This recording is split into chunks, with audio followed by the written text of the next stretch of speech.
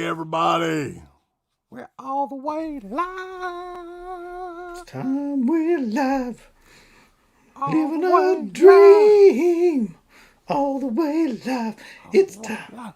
How's everybody doing? Gene Siskel's in this motherfucker. I thought he died like 20 years ago. He gives us 2 thumbs down, says go fuck ourselves. Fuck you too, Gene Siskel. I laughed when I made that South Park character out of you, fucker. God. So, how's everybody doing tonight? We appreciate everybody coming out. There is a lot of people streaming tonight, Uncle Bill, as usual. Whenever we book something, oh, here they come. Oh, God, I'm going to come do a show too. Here I come. I'm going to do a show half an hour after you all start. No, let's do a show an hour before they start. Yeah, fuck you all. Fuck every one of you. See, that's just the way it goes, though. Every time we start something, everybody's like, oh, let's get on board and do the same shit. That's like when we started doing caricatures for the videos, right? We started doing that shit fucking 2 years ago, okay? And now all you little fuckers, every fucking one of you out there, I know everybody that's out there watching us, you're all doing it too. Brandon, $2 super chat. Happy New Year, sir. How about the WWE drama? We'll talk about that. Yeah, that's coming at some point God. tonight, Brandon. I guarantee it, brother. But thank you for the super chat. What were you going to say? I was just going to say, that's one thing that I really enjoy about our show, though, is that we also embrace negativity. We don't just embrace the toxic positivity that's going around the internet, which I fucking really can't stand. Afro Well's putting over my hat. I've got to show. Oh, yeah. This is probably one of my favorite hats, right? Because it's Riverfront Stadium, motherfucker. That was back when the Cincinnati Reds was the shit, okay? Marge Schott, she was a racist old fucking woman that had a dog named Shotzi. I forgot about that little dog. It's a big fucking dog. It was a St. Bernard, I think, wasn't it? Yeah. And she brought it out there, and then it came to find out that she was like yelling at all of her players and stuff all the time. But anyway, the Riverfront Stadium era Cincinnati Reds is where it's at, boys. So I'm going to say Eric Davis, Barry Larkin, the fucking, what they call them, the Nasty Boys. That's right. Rob yeah. Dibble, Norm Troughton, Randy Myers. I could name all the players on the fucking Cincinnati Reds in 1990, but I probably couldn't name one right now. No, I know I couldn't.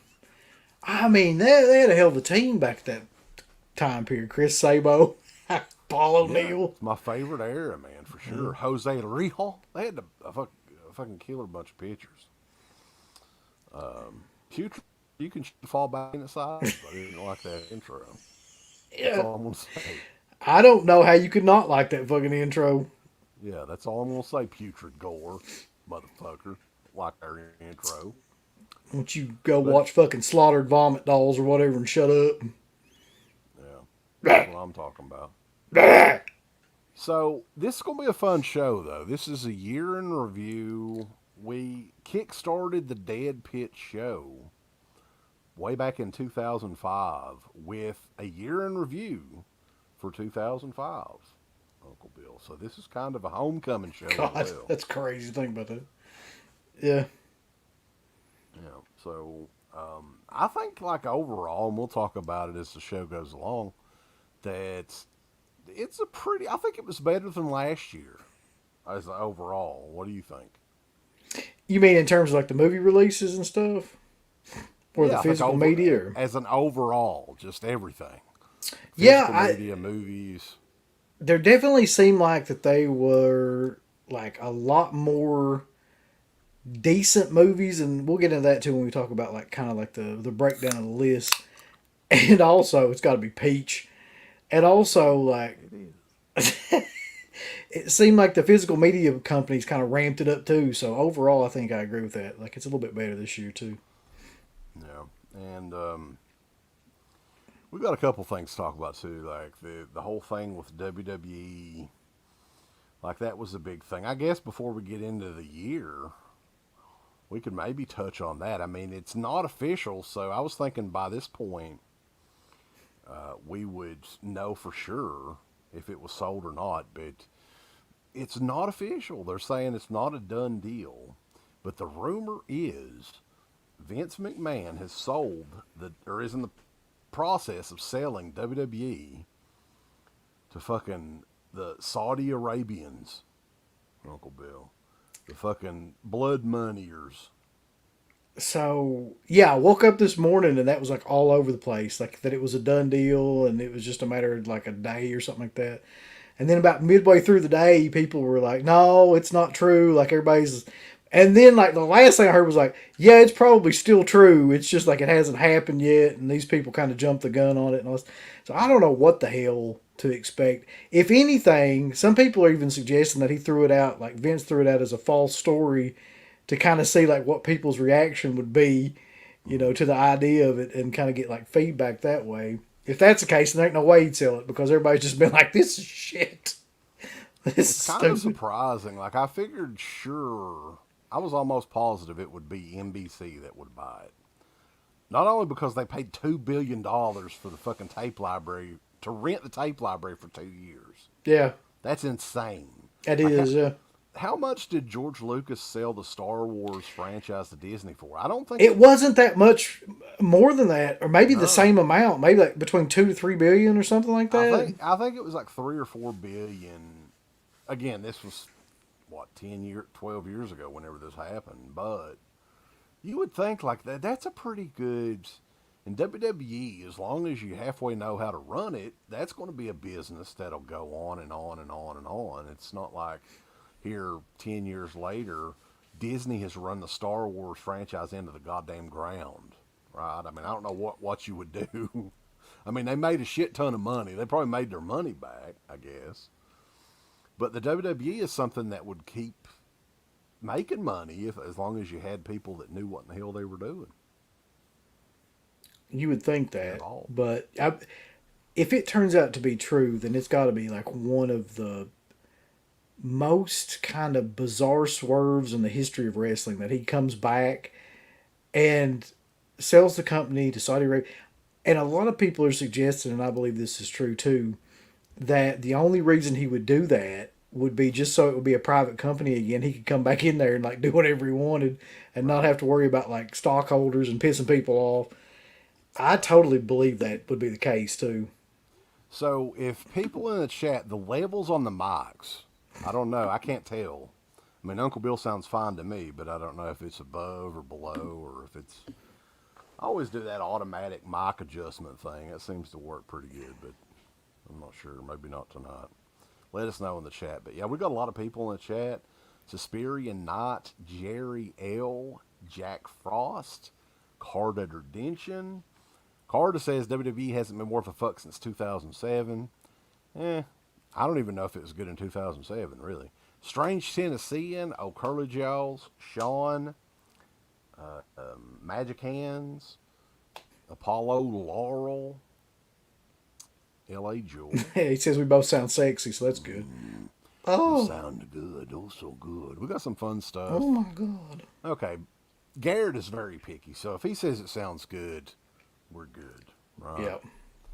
So, anyway, and I'm shocked Garrett's not on one of these other shows tonight. I was actually predicting that. I He's was like, going to be on something. There ain't no way in hell he's he's not going to going to be show on up one of on these fucking streams.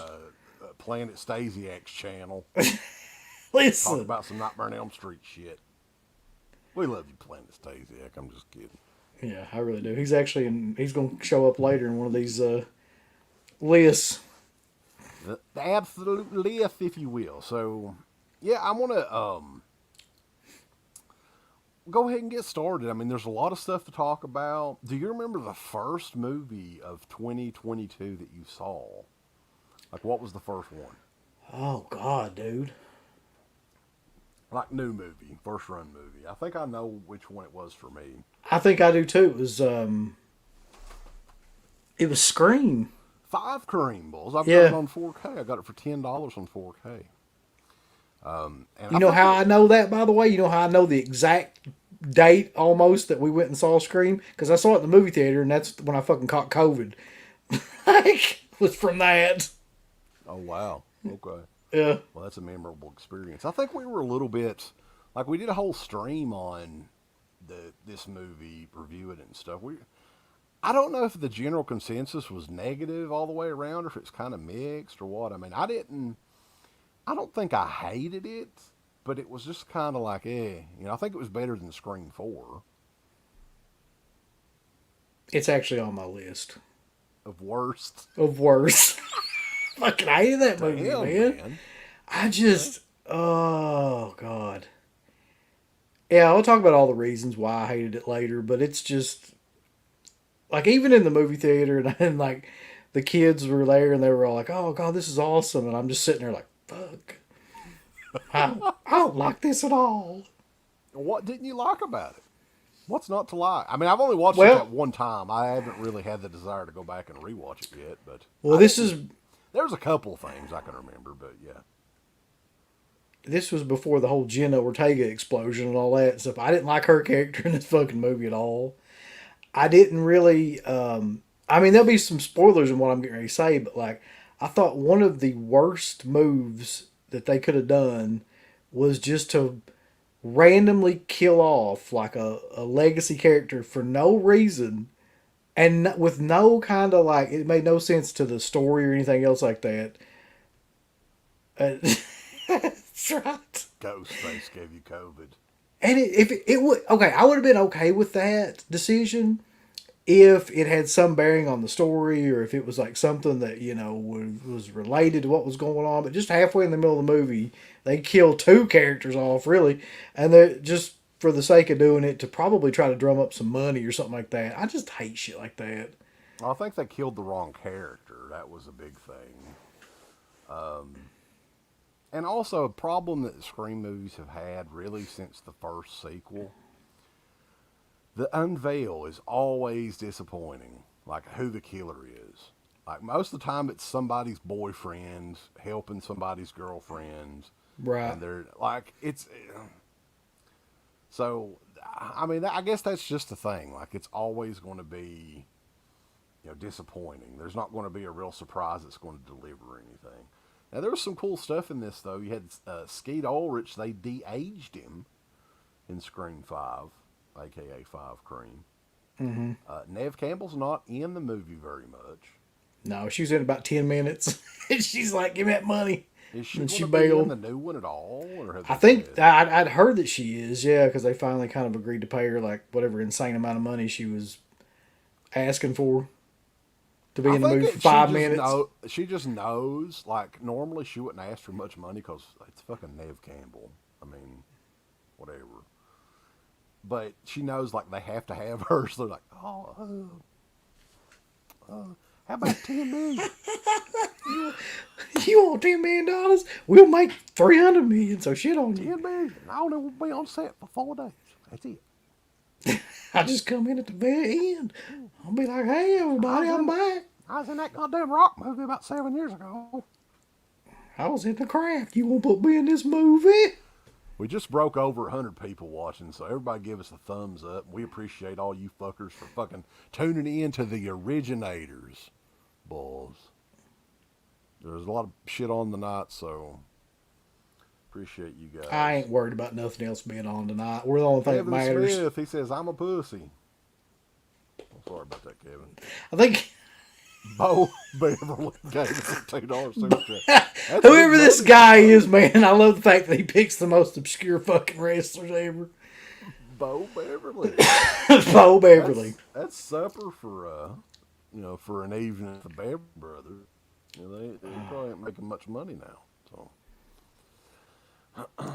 But yeah, anyway, Scream 5.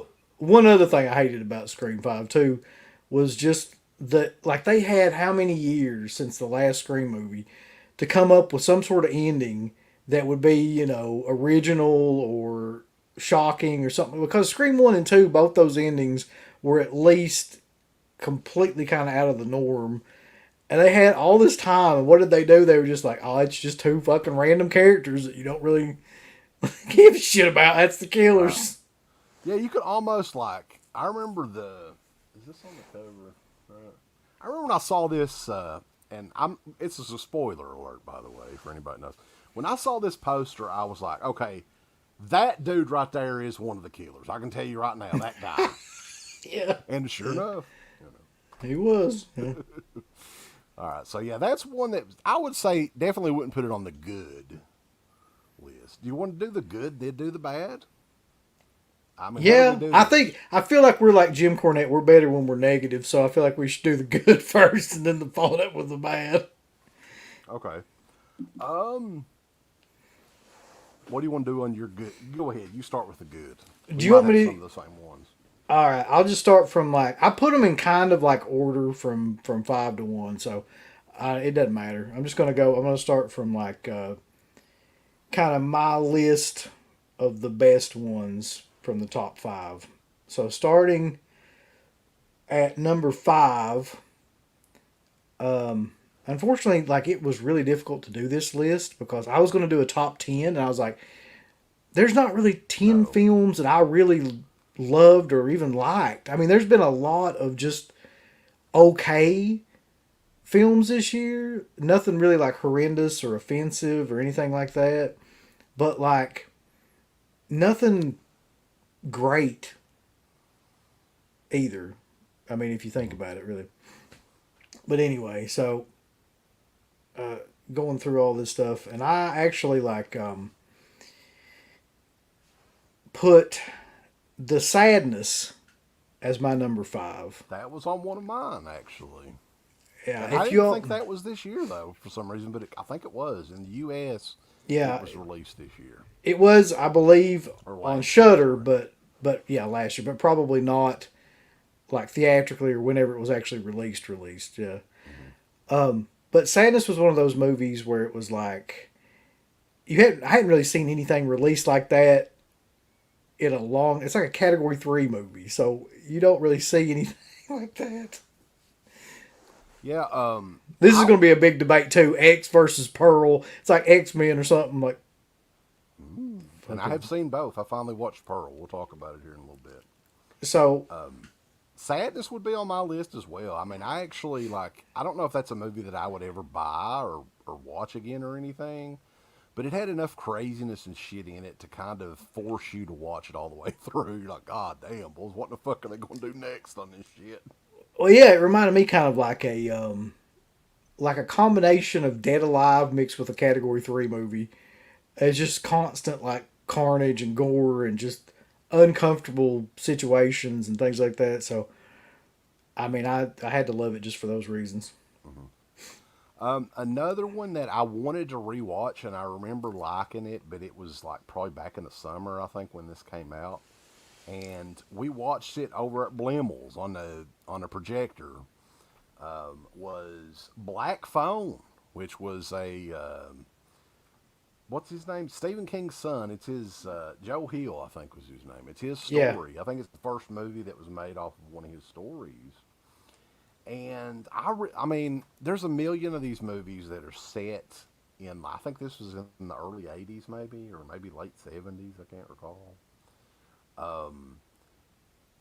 I guess it's oh, super chat, boss. I guess it's the Stranger Things thing yeah, has yeah, caused all these movies to come out and everything. And I like the vibe with Black Phone. I think that the character, the killer in it, was very cool. And I mean, it wasn't like I don't know if it's something that I would buy, like we were saying earlier, but I kind of enjoyed it. I thought it had some creepy shit in it, and fuck, what's the guy's name that was the killer? You don't ever see his Oh, face in it. Ethan Hawke. Ethan Hawke. Yeah, I think he Yeah. did a good job. Yeah, that was the thing that so that's on my list too. The thing that sold me about that movie was Ethan Hawke's performance and the main kid's performance. Actually, his sister too. Come to think of it, like the kids in it were not really like annoying, and they weren't hard to watch or any or cringy or anything like that. So that movie really worked for those reasons for me. Yep. And the mask was amazing too. I don't know if Savini designed that mask. I know Savini had something to do with that movie, but I don't know if he like did that actual mask. But it was really cool how you could take off the different parts, and it would make like it was like a transformer or something. It was something different for sure. Now, was the Joe Hill book, was that named Black Phone too, or was it something else? Did they change the name of it? I'm curious about that. Does anybody know? I'm not sure. The one thing about that movie that didn't make it great for me though was the ending where it kind of turned into fucking Home Alone. He's got traps and shit set up in the basement. Like the guys, they could have figured out a better way to end that movie. Like, and Yeah. I'm just curious, like, how did they end it in the book? Did they have any supernatural elements or something towards the end? Because I think, like, I was almost thinking that was what it was going to be, but it ended up just being, serial killer. yeah, I don't know. Like it did. Somebody mentioned that it kind of it might have been Garrett said it kind of like started to pull back in the second half. It lost steam in the second half or something. Like, Yeah, there's a few movies from 2022 that I think did that. well, that's something I was thinking about too, man. When I was looking at all these movies, I was like, I even though I've got these movies on this list, I didn't like any of the endings of any of these movies. It's like if people just completely forgot how to do endings to films now. We're like, I think it's where like the concept now is more important than the actual like story of the film. So you come up with like an idea, right? Like Megan, for example, and like you base the whole movie on that concept, but you got no idea where you're going with it. So the endings always sucked. All these movies, they're just tacked on just to have something at the end. But yeah, all these movies on my top five, I didn't really care for the ending. I liked some of the concept of the movie and like some of the scenes in the movies, but they didn't. Well, I None of think them really flowed. films nowadays, I mean, as long as I get some form of enjoyment out of them, I mean, I would say I liked it. Like, if it's something like, let's just say Rob Zombie's The Munsters, where almost from the first 2 minutes, I'm like, I want to turn this shit off. Oh God, yeah. I mean, so I think that my critiquing has really, really, like, from back in the glory days of Dead Pits, I have become way more lenient than what I was back then. And I think you have too, kind of. I mean, you're maybe a little bit more picky, but we've both, Yeah, I mean, I've really kind of like chilled out as opposed to what like yeah, in kind of reviewing some of these because I just don't expect a whole hell of a lot anymore, really. right. But I mean, maybe we should. But a lot of these movies, like I said, are just on this list because they were serviceable. It's like the age old critique, boys, or whatever I said back in the day, right? If you had a kid and from day one fed that kid shit, right? Think that it tasted good. Wouldn't know better because it's all it ever had. Shit. Like Salo. Yeah. Mm. So what else you got, Uncle Bill? I had to put this one on there because I was really surprised by this, and I know what people are going to say immediately, but it's not the case. Terrifier 2 is on my best list, and I don't. The gore was great. I mean, nobody can argue that point, but I really thought there were scenes in this movie where they succeeded in creating kind of like an iconic character who was like super fucking deranged, unlike anything that anybody had done before. Like the scene that comes to mind with me is the laundromat scene where he's in there playing like patty cake with the little girl that doesn't exist and all that shit. And just how crazy that scene is. Aside from any of the other like gore and death scenes and stuff like that, like they had some really good. Just that guy was amazing. Like I think his name's what's his name, David Thornton or something like I that. think so. Yeah. Yeah, he It does a just great job with that character. I mean, of all of the movies that we're talking about from this year, the Art the Clown character is probably the best in. I mean, as far as 80s style horror villain, I mean, there's nothing else. I mean, nobody else can really. Maybe Megan. We'll talk about Megan here in a little bit too, because technically that was 2022 as well. Um, I mean, yeah, did it need to be 2 hours? Like some people are saying, no, it did not need to be two. But some of the scenes in that movie, like where he's just like completely unhinged, like the dinner table scene with the mom and stuff like that. Like some of that stuff is just so dark that it actually like works. Some of it doesn't work, I don't think. Like the dick stabbing scene and stuff. Some of it's just kind of cliched, but when it works, like it really works better than anything that's been out for years in terms of like just the cringe and the shock level and stuff like that. I think the lead in Terrifier 2, the girl, I think Lauren Lavera or something like that was her name. I think that she did a really great job in it. And that's one thing that they didn't, from the first Terrifier that I can recall, they didn't really focus on any sort of heroine character or, anybody else really in the movie aside from Art was just constantly fucking killing people, which he did in this as well. But at least, you did follow the brother and the sister around in Terrifier 2, and you get some kind of a backstory on them a little bit, which is good. But the length of the movie, I think, was the big downfall for me. I mean, it really, you could have made it a 90-minute movie, and it would have easily been top 2 or 3 movies of the year for me. I just think there was not really a point to have it that damn long. Now there was a lot of needless kind of, especially towards the end where she's running around and like there's just a lot of that bullshit that didn't need to be in there. Um, but overall, I like that movie way more than I thought I was gonna like that movie. And like at this point, I don't really give a shit about like I hated Hatchet and all the sequels to Hatchet and like a lot of those movies that are like Hatchet. But for some reason, something about that movie kind of caught me. We did get a super chat. I wanted to pick it up here before it got lost in the shuffle from Brandon. We appreciate it, sir. Rob Zombie's Munsters really disappointed me. It was a chore to Yeah, that's finish. yeah. Almost tapped out. Hellraiser was too tame, and Terrifier 2 and Pearl's good. Yeah, we're going to be talking about all those movies on here. Brandon, we appreciate it, man. So, yeah, I kind of agree with you. I would still put Terrifier 2 top 5, possibly. One that I know we won't agree on, but I think that I liked enough of the movie to probably put it in my probably top 5. Maybe I'm going to run out of movies here in a minute. And I know you didn't like it because Oh. of mainly the second half of the movie. And I kind of agree with you. But I think the first half was good enough for it to be, top 5 of the year for me. And that is Barbarian. I mean, I think part of the problem with Barbarian for me was like everybody was hyping the shit out of that movie. And then I saw it and I was like, I mean, it's been done before. Like, it wasn't anything that was like out of the. It was just amazing that it was done today. I think that's what got people like, hyped up about the movie.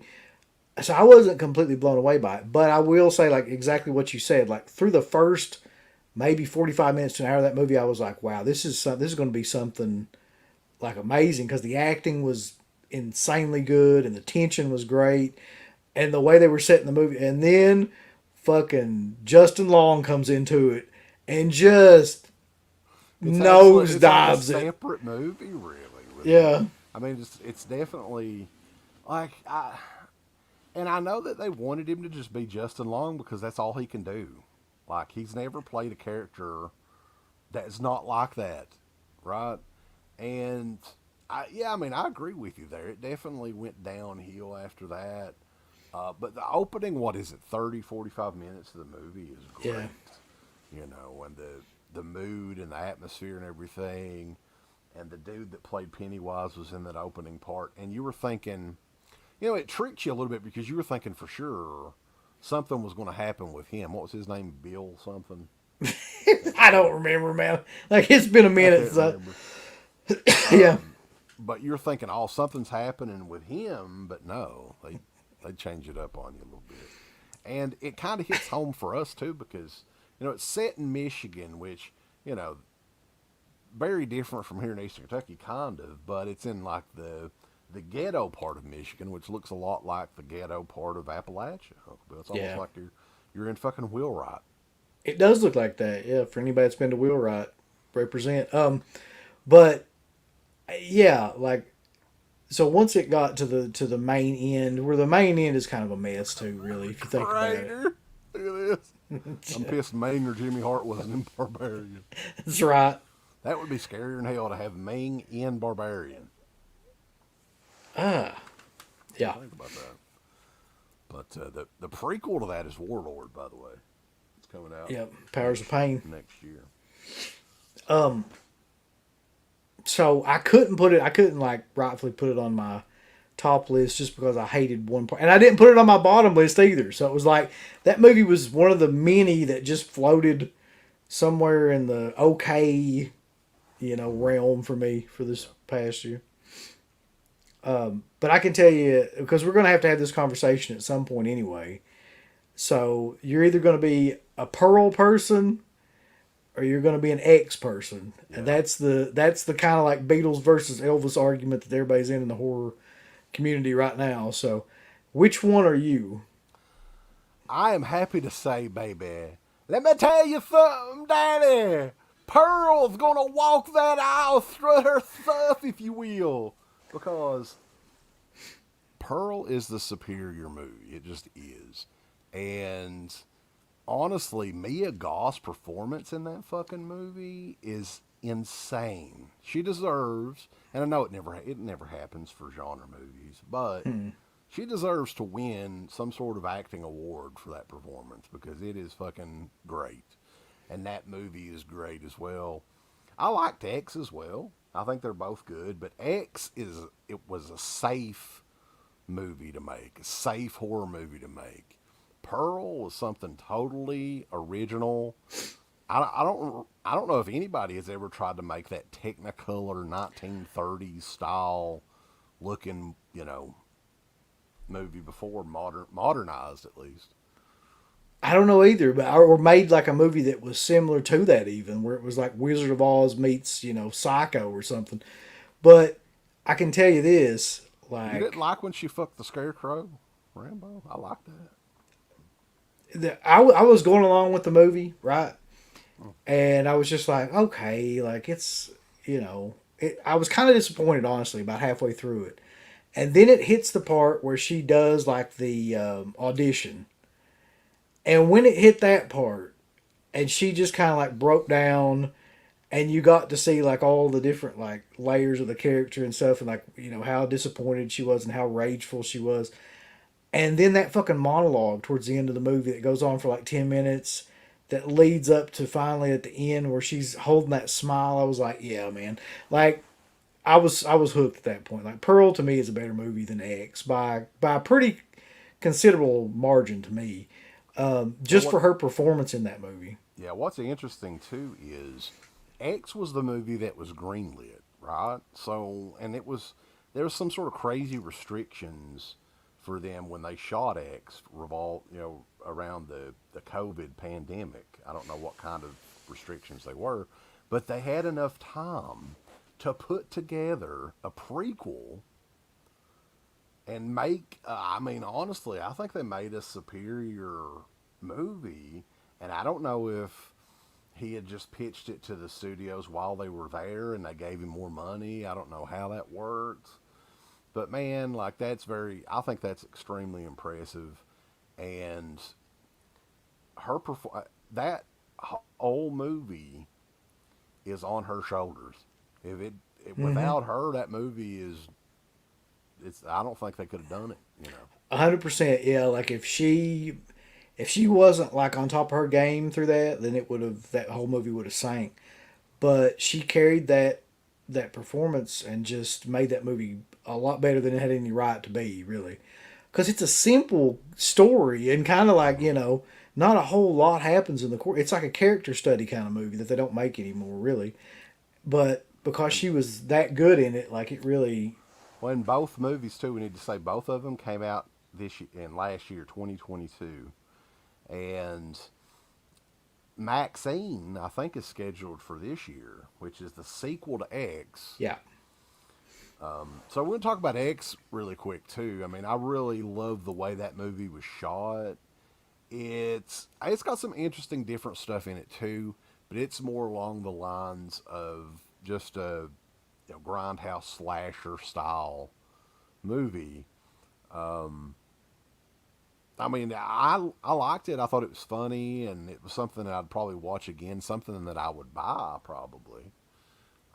But I think Pearl overall of the two is probably my favorite. Well, definitely my favorite of the two. I think X was more of a traditional kind of. See, the problem with X in being like one of those movies that tries to like rip off Texas Chainsaw Massacre is that there's already been like 50 movies that have tried to rip off Texas Chainsaw Massacre, and even if you do it really, really great, which it was kind of great, kind of good, it's still been done like 1,000 times. Like that Yeah. style of movie, like a group of people go out into an abandoned kind of place, and then they're picked off one by this crazy ass family. It's like, yeah, we've all seen that like 5 million times, and there really wasn't a whole lot different to make it like a twist, other than the fact they're making a porno in there. But that Right. doesn't change really anything about the movie You per can se. go to black.com and check out me, or is it Jenny Ortega's debut? Jenny Ortega's debut. Yeah. Yeah, You remember that scene? She's yeah, like, "Oh, I want to try it." yeah. Also, do not buy the Blu-rays that are out now, because whenever Maxine comes out, A24 is going to do some sort of deluxe box set in 4K of all those movies. So do not waste your money on the shit that's out now. Just want to throw that out there.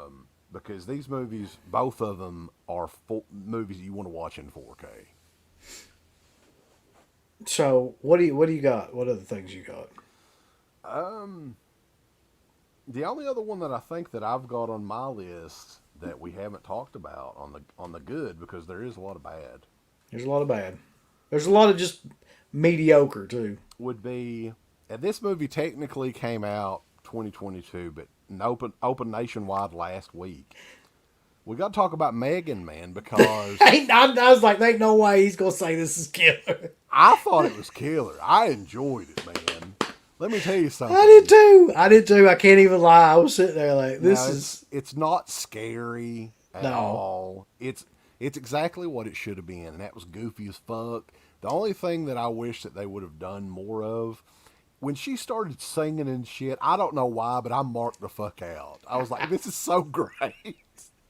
Yeah. She was singing. Sarah said that one of the songs she was singing was like a Sia song or something like that. And I don't even I know what don't. that is. Yeah, the titanium one or whatever. Yeah, Yeah. because I was like, hell, that's awesome. I wonder if that's like some sort of original song that they came up with for M3GAN.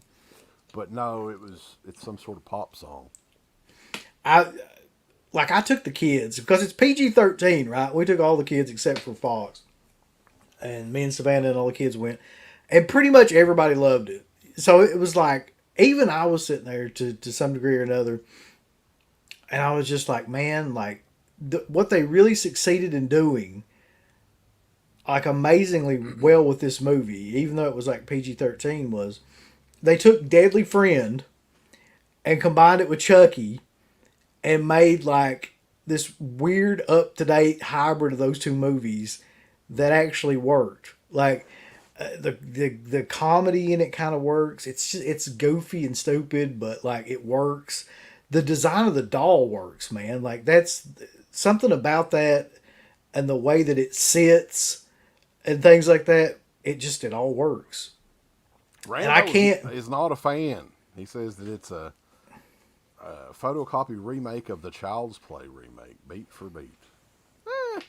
I don't think so. I mean, I don't either. I watched the Child's Play remake, and that movie fucking yeah, I awful. was kind of just begging for the Child's Play remake to end, but I had fun with it. I think a lot of it was it didn't take itself seriously at all, and it's kind of I don't. I mean, I had fun with it. Is it groundbreaking or anything? No, but I mean, I think that it's something that it's a new character.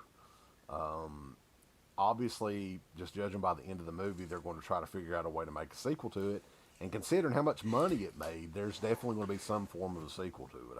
I would imagine. Yeah, I mean there's no doubt in my mind it'll be sequelized like at least maybe 2 or 3 times.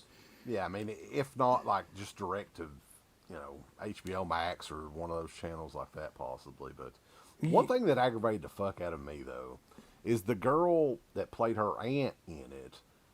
Half the time I was thinking that was fucking Jennifer Carpenter from fucking. Well, that's what I X. was telling fucking. I think I was telling you that or Garrett that or something last night. I was like, I thought that she was like a low rent Jennifer Carpenter, and he said that she was actually the chick that was in Get Out, like the main chick that's like the girlfriend. Oh yeah, yeah, yeah. And I knew I'd seen her somewhere, but I couldn't like put it together in my head or anything. But yeah, it made sense after he said it. I hate her though, man. She's awful. she's awful in that movie. She's not likable. I guess she's meant to not be likable, but even when she's supposed to be likable in the end, she's still not likable. So I don't know. Allison Williams was her name, according to Yeah. the stunt man. But Brad Houston says that M3GAN is better than the original Child's Play. I don't know if I'd go that far. But I don't think that. But Killer Doll movies, most of the time, I'm going to like them, usually. I mean, I was telling Sarah about Dolly Dearest, and she kind of wants to check it out now. I was like, if you like this one, you're got to gonna check out you fucking gotta love Dolly Dearest. But yeah, that's it as far as the movies that I enjoyed from 2022. My number one though, and I can't believe this because I avoided this movie. I was like, there's no fucking way that I'm going to like this movie because it just didn't. Nothing about and this is one thing I'll say, like, that's why kind of press and marketing and things like that are so important because they really didn't have any for this movie. Oh, I know what you're going to. I just watched this movie and I didn't have it. But Yeah. go ahead. And the cover for it is just generic and awful. And so I just was like, why would I? But for some reason it was on. And I was like, I'll just like watch the first 5 minutes of it. And within the first 10 minutes, I was like, I know I'm going to like this movie. Just the way it was playing out. Like I knew that I was going to like it. I agree with you on the marketing of it because it almost looks like some sort of fucking TV series or something. When I saw it, I was like, is that some sort of TV show? What the fuck is that? Yeah, but I'm talking. But let me tell people what I'm talking about so they kind of get an idea. But The Menu, and I'd heard about it, because a lot of people were kind of championing it and things like that. But it just looked so bad, man. Like just everything about it looked just awful and generic. So I avoided it, and then it ended up probably being my favorite movie of the past year. I mean, honestly. I don't know if it's because I thought the acting was insanely good. Now, Didn't you think it seemed almost like an A24 movie though? yeah, it Like, did. It that's what really I was did. thinking. But it's not. And I noticed that the lovely Anya Taylor-Joy was in it, and I can. She was great in it too. Like, She's an awesome actress, and I don't know what it is, and it's hard to explain. But like, she is so strange looking. But she's also like crazy attractive for some reason. I don't know. Maybe it's just me, but I'm like, I don't know what it is because she looks almost like her face looks odd. It just does. I don't want to be mean or anything, but at the same time, she's gorgeous, I think. yeah, she looks like one of them lizards that can see like behind themselves. Yeah. You know what I'm talking about? They can Yeah. move their eyes like 360 degrees. But so I don't know if it was that original, but the execution of it was original because like you bring a bunch of people together on this island and they all got like something in common and there's this chef that like he's themed all of the dinner around this. Yeah, okay. Yes. But this is the one thing about this movie. John Luke was almost not in this movie that much. Like, he was in Violent Night, as like the lead villain or whatever. But What's the in deal with John Leguizamo making a big comeback, boy? I don't know, like all of a sudden out of nowhere, that dude's been in like 4 or 5 movies, like just back to back. But I didn't mind him in this because he's playing himself really like a douchebag kind of like actor. So I mean, he's only in it for maybe a combined 7 or 8 minutes, I would say. Like he's not prominently featured in it. Hooked on Chronics, thank you for the $2 super chat, man. The best movie watched in 2022 was Roar, which I have not seen. There's a lot that I haven't seen yet, still. Yeah. Now, I'm going to talk about on the, and I'm sure you will too, there may be a couple for you, on the worst list, ones that I could not even finish. I could barely even watch 20 minutes of. So I want to talk Oh about yeah, some of this those too. this list is actually a lot longer to be honest. One that I just watched the other night, and I don't know if you've seen it, but it's an A24 movie. And Garrett evidently I don't know what it is. he's No. not a fan at all, and I didn't realize it, or maybe I just wasn't paying attention. But I was like, well, I had time that I think it was on Sunday morning, and I was like, I want to check this movie out. It's Bodies, Bodies, Bodies, and it sounded like I mean, almost like it's a murder mystery movie, but it probably has the most annoying cast of characters in the history of film is in this movie. From the opening second of the movie, you can tell what you're going to get. You know, it's millennial. I don't know if you want to call it Generation Z characters. Who's the fucking ugly motherfucker that was dating Kim Kardashian? The comedian. He's in it. Oh, Pete Davidson. Pete See, Davidson's in it. that's the reason I'll never watch it, just because he's in it. Like I'll never watch a movie that has fucking Pete Davidson in it if I can help it. Like I just hate that guy.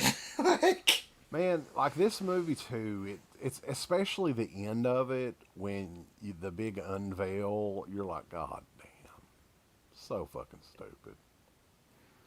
So that's one that I finished somehow. Roar was the okay, yeah, that's an old movie, man.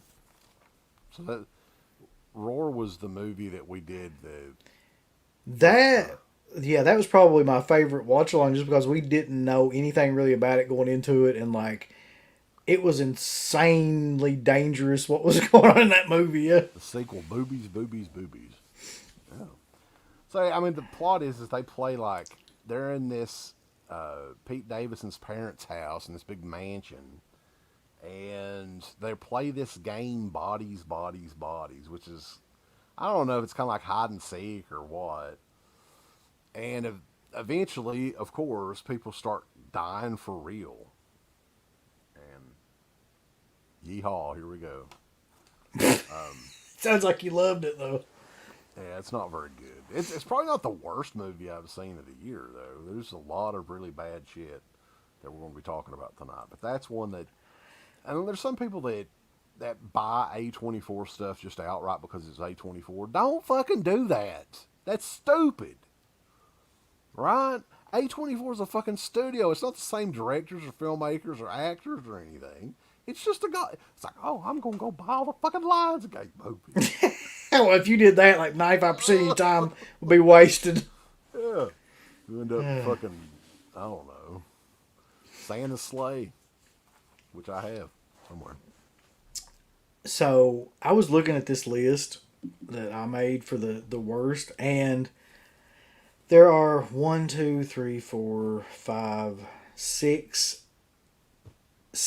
films on this list that are either like reboots, sequels, or like franchise movies. So almost everything, I've got to be honest, almost everything that came out that was like a franchise film I hated. Like the newer like franchise movies. I and I'll start just with like the one that I think is like the least offensive of any of them, which was sadly Hellraiser. I don't know, like that was one that I caught on Hulu, but the Hellraiser remake, reboot, like whatever they called it. Man, it was just fucking boring. Above anything else, it was boring. It's just a really, really kind of like, yeah, I mean, there's a lot of movies that are worse than that. I agree with that, Matt. But like, Hellraiser to me was, everybody was hyping it up. There was like these websites that were losing their minds. Oh my god, like this movie's amazing. It's like going back to the original. And like I watched it and I was like, it's really not going back to anything. It's like it's just a shitty, almost like complete remake of the first film with horrible characters that nobody asked for, that are all like woke as fuck. And I turned my audio up. Is it sounding better or? I never noticed there was a damn problem with it to I begin can't. I with. can't tell anyway. But I've heard a couple of people mention it, so I don't know. I It's loud turned as it fuck up. now. I So turned it up. people Is should it be too happy loud? because it's I louder than hell. Yeah, I turned it up. So, any other technical issues, let us know because we're trying to fix this shit. But anyway, continuing on, let's talk about fucking Rob Zombie's The Munsters, Uncle Bill.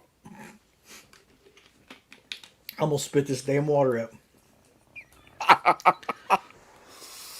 What do you want to say about that movie? I mean, Well, I mean, we reviewed it. Honestly, we shouldn't really take up a whole lot of time with it, but I understand if kids like stupid shit. Kids are they like the Marvel movies. Um, I don't know, Coco Melon. They like some of the dumbest shit known to man. These little kids do. So maybe kids like it, right? But as a movie, The Monsters is not even it's not even a movie. It's really not. There's no plot to it. It wasn't it another one that was almost 2 hours long.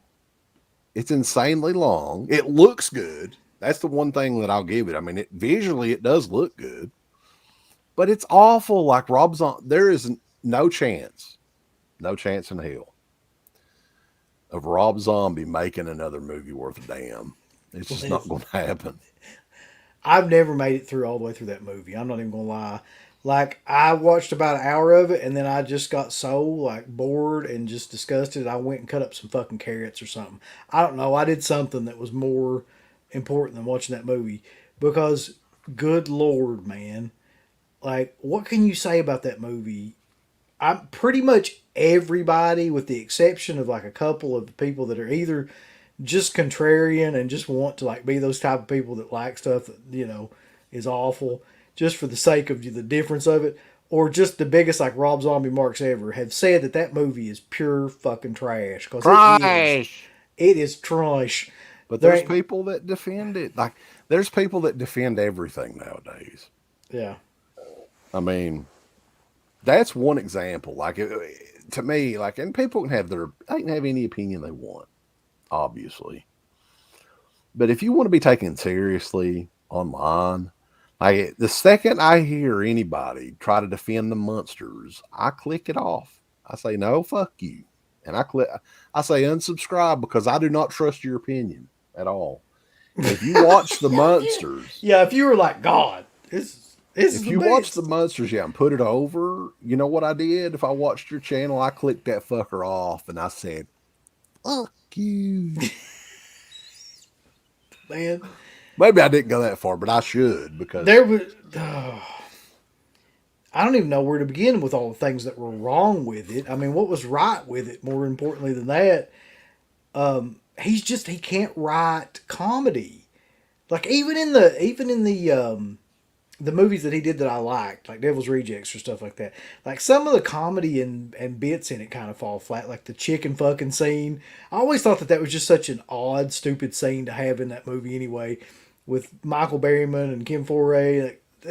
So imagine taking that one scene and trying to make like a whole movie out of it. Like, and that's kind of like what the Munsters is. It's one big chicken fucking party. That's all it is. well, and we predicted it anyway. I mean, it was originally going to be a theatrical movie, and I don't believe anybody that says it was always supposed to be a Netflix movie. No, no. It was originally going to be a theatrical release, and Universal saw it and they was like, "No, we can't release it. This isn't a movie. That's This is exactly what happened too. yeah, Like people can say whatever they want, but after watching that movie, I'm convinced that somebody saw it and they were like, "No, we can't. This is." Before I forget though, Brad Houston, we are sometime in the next little bit going to do a series of shoot videos.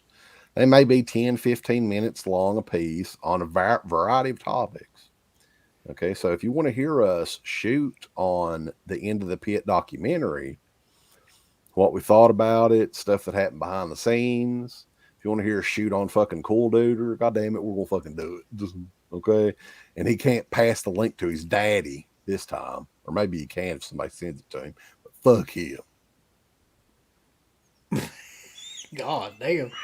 I So don't anyway. understand. I don't understand this question. Would you be less harsh on the Munsters if it was a fan film?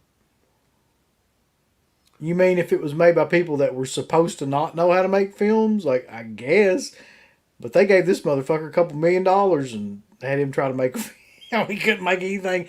I would probably prefer a fan to make a film.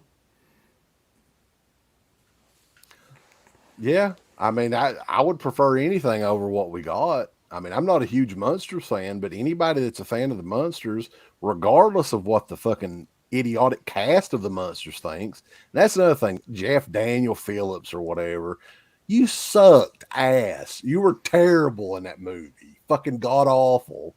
And you have to go on there with your buddy, Rob, oh man, oh yeah, to go on and defend the movie yourself on Twitter. Now that's fucking embarrassing. That was like one of the worst. We should have done worst performances. I didn't think about that because that would be up there. Like that would be pretty high up on the list of just awful performances The too. Cool Duder video is only going to be on Dead Pit on Patreon, bulls, and it's going to happen. I'm telling you. Oh At some point, God, we'll do it. relive that fucking thing. Yeah, Uncle Bill, you've got some words for him too, but you're going to hold back a little bit, you know. Oh yeah. So let's Billy bring up Joe on another Patreon. Yeah, what else we got? another Netflix exclusive that's really high up on my list of like the worst goddamn abominations ever. And there's people that champion this film too for some reason. Which leads me to think that there's people that'll champion just about anything. But this is Texas Chainsaw Massacre. The Oh God. I mean,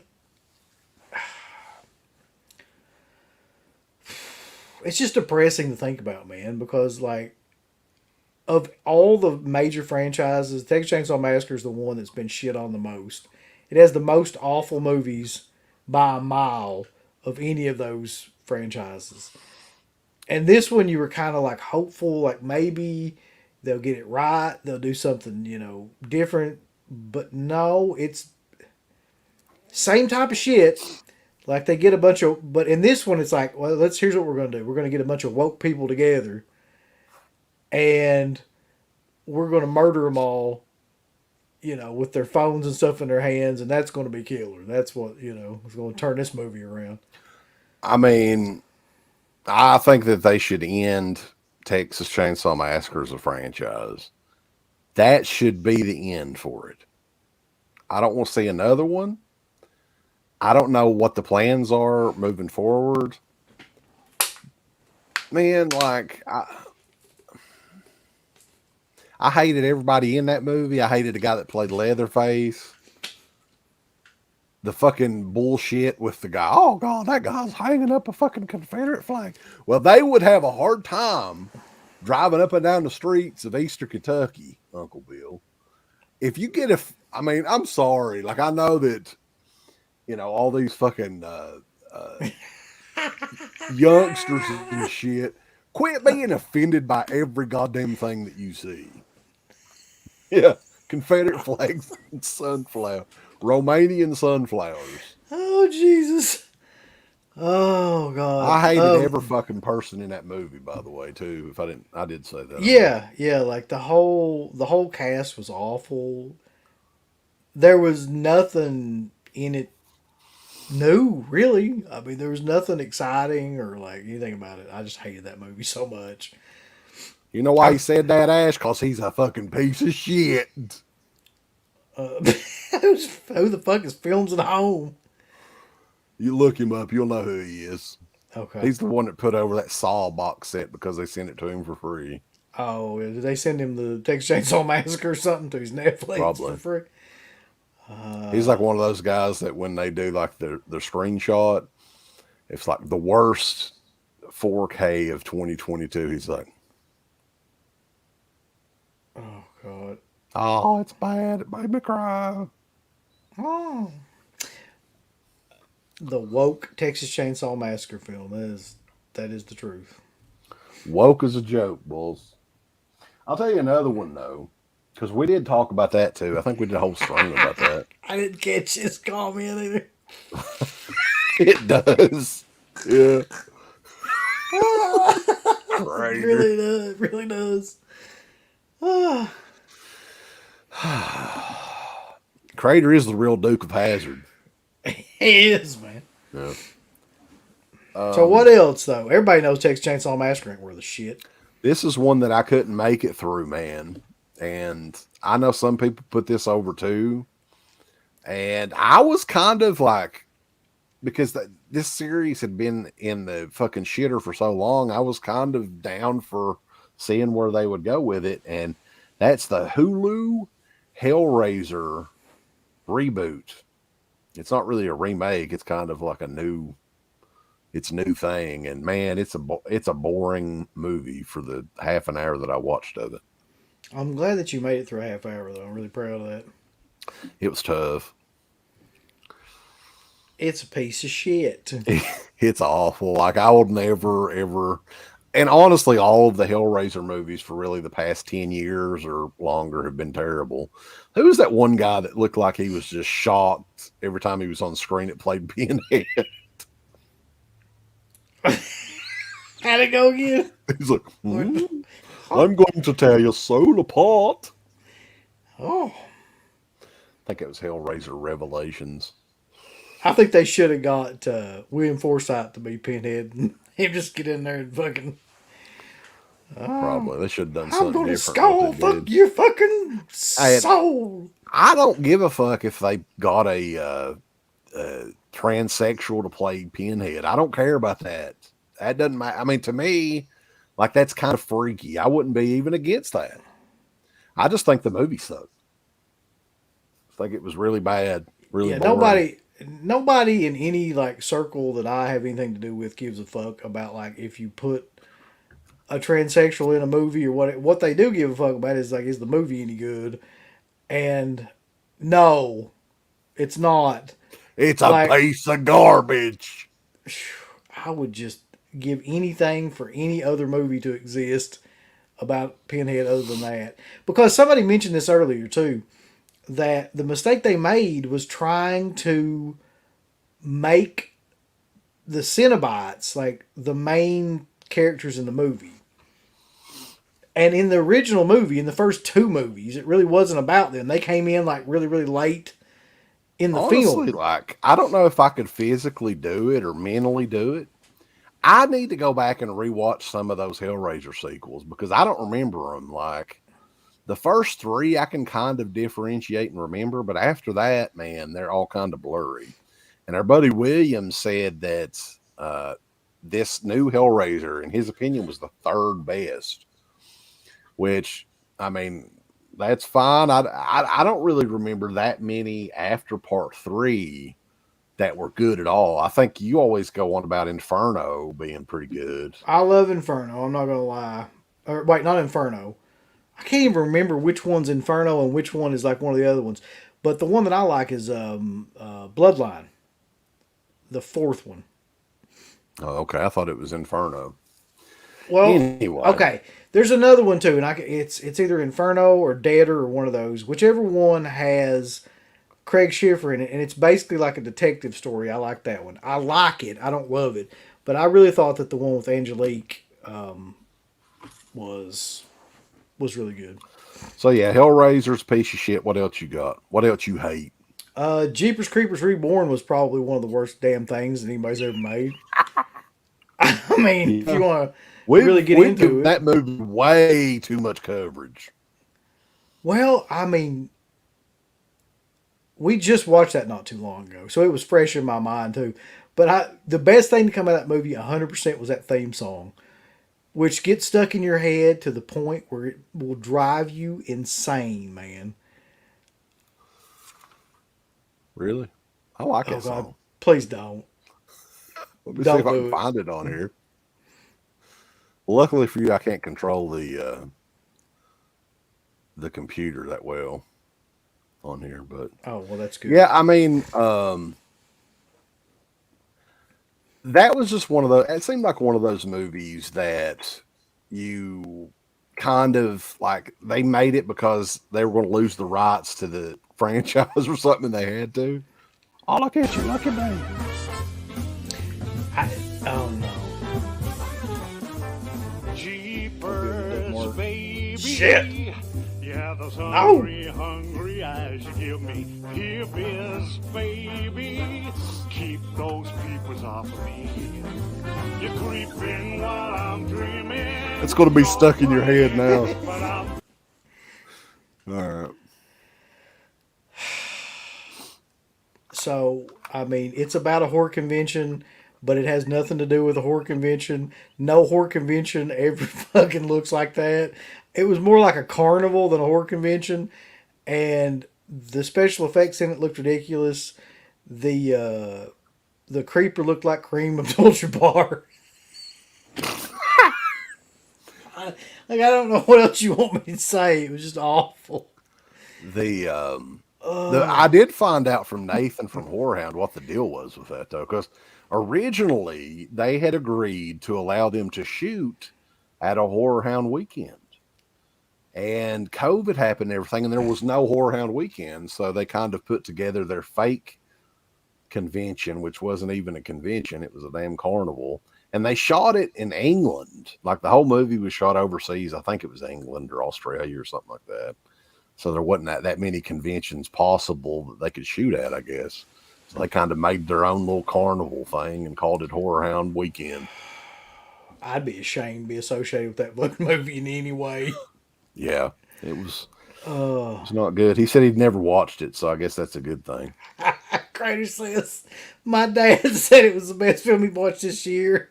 It's safe to say I don't take recommendations from my dad. Oh, God. Another one, I don't know if you've seen this one, and this was like an unneeded sequel. This was a sequel that nobody asked for. It's actually a prequel, I think. I think it's a prequel. And that is Orphan First Kill. Oh, yeah. And I think I had heard more positive than negative about this until I watched it. But yeah, I mean, it takes place before the events of the first movie, which the first movie, the lead in it, the Esther or whatever, was a little girl. She was legit like 11, 12 years old. Okay. Yeah. And this was in 2009. Fast forward to 2022, and she's probably almost 30 years old at this point. And they try to make her like, I guess they use a double in it where they have a little girl in like the long shot, and they have a close up shot of her to try to make her look small. Yeah, But they it did does that not 100 work. times, man. 100 times in that movie, they did those kind of shots where they would shoot her from behind and like she'd be this little tiny thing, and then they'd shoot her from like a real close, like right onto the face, and you're like, I know what you're doing, man. Like it's not that hard to figure Yeah. out, like because she basically looks the same in the face. Like I mean, she's changed a little bit, but not that much, and they may have de-aged her or something like that. Yeah, I'm not sure. But just the way they tried to shoot around the fact that she's clearly a woman, it's ridiculous. You ever wonder what happened to Julius? I was going to say Julius Childs, Julius Stiles. Whatever happened to her fucking acting career? She was in this. Julia Childs acting. Oh, Julia. Oh God, yeah. I don't know what happened to her, man. Like she made that one movie about going into the hood, and then you never heard anything from her. Like what was that movie where she was like Hell, I don't know. I cannot remember that. Somebody on here will know that movie. It was one of those awful movies that they make from time to time where she goes in there and like learns how to dance or something like that, and like it's just awful type Yeah. of shit that they make. So yeah, that movie's fucking terrible. Like I like the first Orphan. I remember it being good, but I could not like it was one of those movies too. I don't know where they made it, but it totally looked like another one of those cheap Romanian made movies. It was made overseas very cheaply. It was awful. It was like, yeah, I didn't like hate it enough to put it on like my worst list. It falls into that other category of like being just floating around in the okay to mediocre bullshit range. Yeah, I don't get why they thought they needed to do a prequel, especially 13 years after like nobody really remembered the first Orphan movie really. And this one was out. I think it did come out in theaters. Oddly enough, somehow it did, but yeah, it's fucking terrible. So you want to talk about? I don't know if you've seen this one or not, but it was touted as Dario Argento's return to Giallo, and it was a giant turd in a punch bowl. Uh, Dark glasses.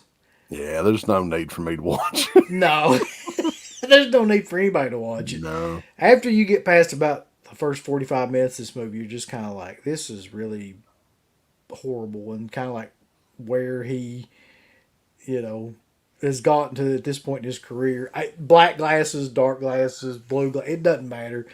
Fucking turquoise glasses, it's a piece of shit. Like, it's just not. He.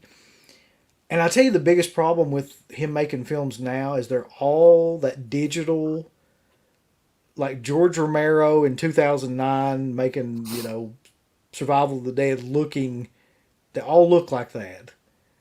And I hate the way that looks. I can't watch any film and enjoy it if it looks that way.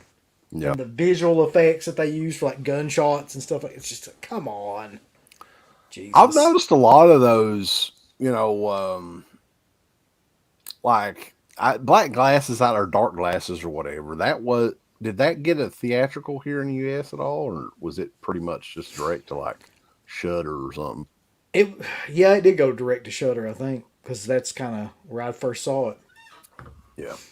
Well, it's like, wasn't that Cronenberg movie this year too? Did that ever come out in the U.S.? I don't know if it did. I need to see that. That's one that I haven't seen whatsoever. What the hell's this? All right, Scrimper 90 QMD, boss. If you'll do it for the price of free, we'll be down, but we ain't paying you shit. Pray for the Devil's one that I watched recently. That was I haven't seen confusing. It's on Vudu. I put it on Vudu if you want to watch it. It's Exorcism movie. Same guy that did Last Exorcism is returning to the exorcism genre. Oh, And it's another one that starts off kind of promising, and then it flatlines probably about 20 minutes in, and you're kind of just looking on your phone for the rest of the movie. The odd thing about this is it was a theatrically released movie. It has nobody that anybody would recognize in it at all. It was delayed for like 2.5 years. I think it was completed in like 2020, and it still got released theatrically. And Lionsgate even released a goddamn 4K of it. I'm just baffled by that. Like, I'm like, why? Because there's nothing to it. It's another one of those El Cheapo Romanian horror movies. It's not very good. I mean, the premise of it is kind of interesting, but it's why? Why would you go to that length for fucking Pray for the Devil? sorry. I just like what he's done here.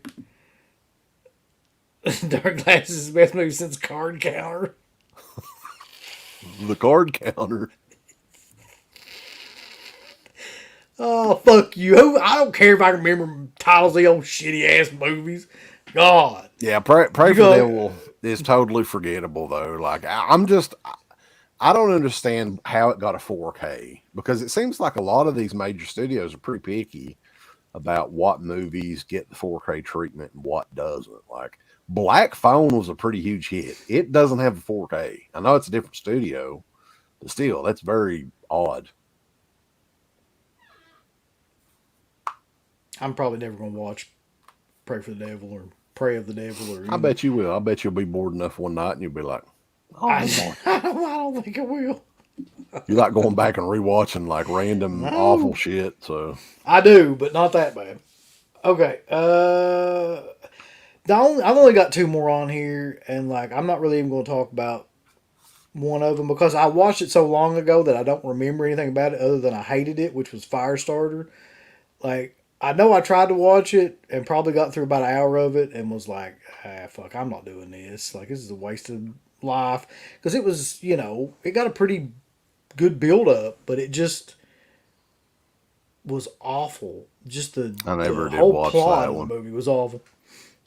There's a couple that I didn't get to watch. Like I didn't even attempt to watch Nope because all I had to do was I just watched the trailer for it and then I was like, nope.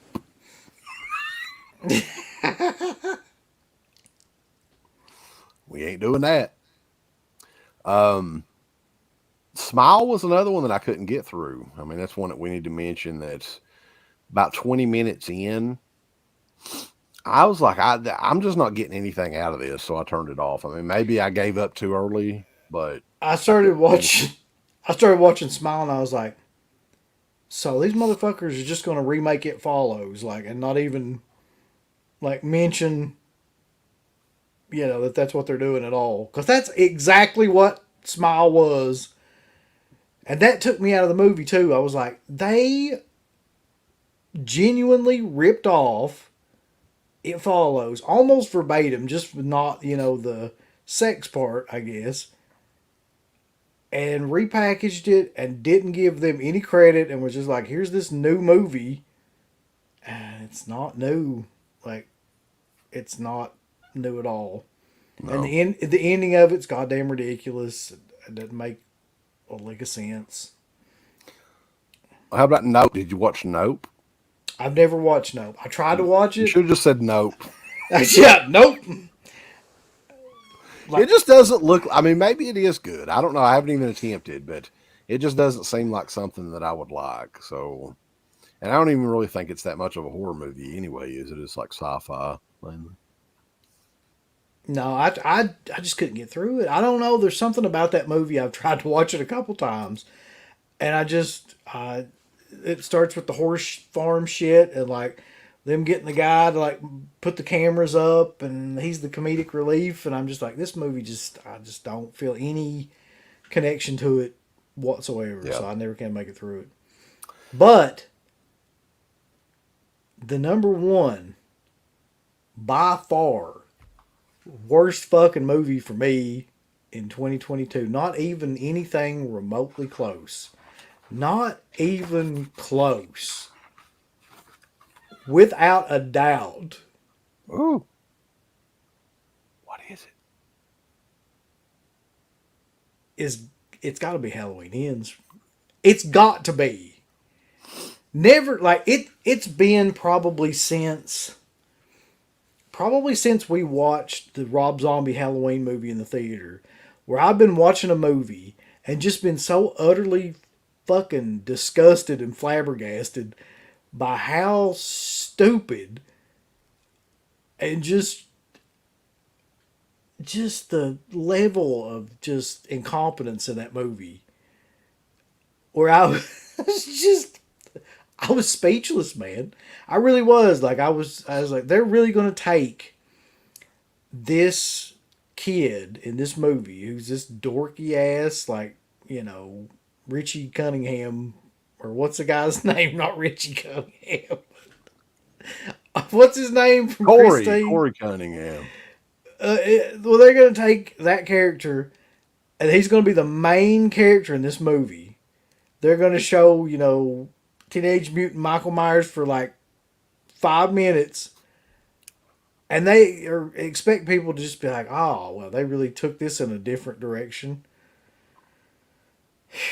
Yeah, they took it right up your fucking ass. Is Well, what we they took. talked about if people want to go back because it was one of our more popular videos. We did like a whole stream the weekend of Halloween's and covered it in pretty much detail. I think Rob and Rambo was on there with us, so you can check that out, archive. But I mean, I think overall the trilogy as a whole, it, I mean, it just doesn't seem like a trilogy. It seems like three separate movies that do not go well together at all. They don't. It's not a. It's not a story. It's fucking stupid. People on here trying to defend it. Oh, he did a good job. Yeah, Well, I I think mean, at the end of the day, too, it's not. To be fair, I don't think that David Gordon Green, that was his. I think they changed some stuff on that for sure.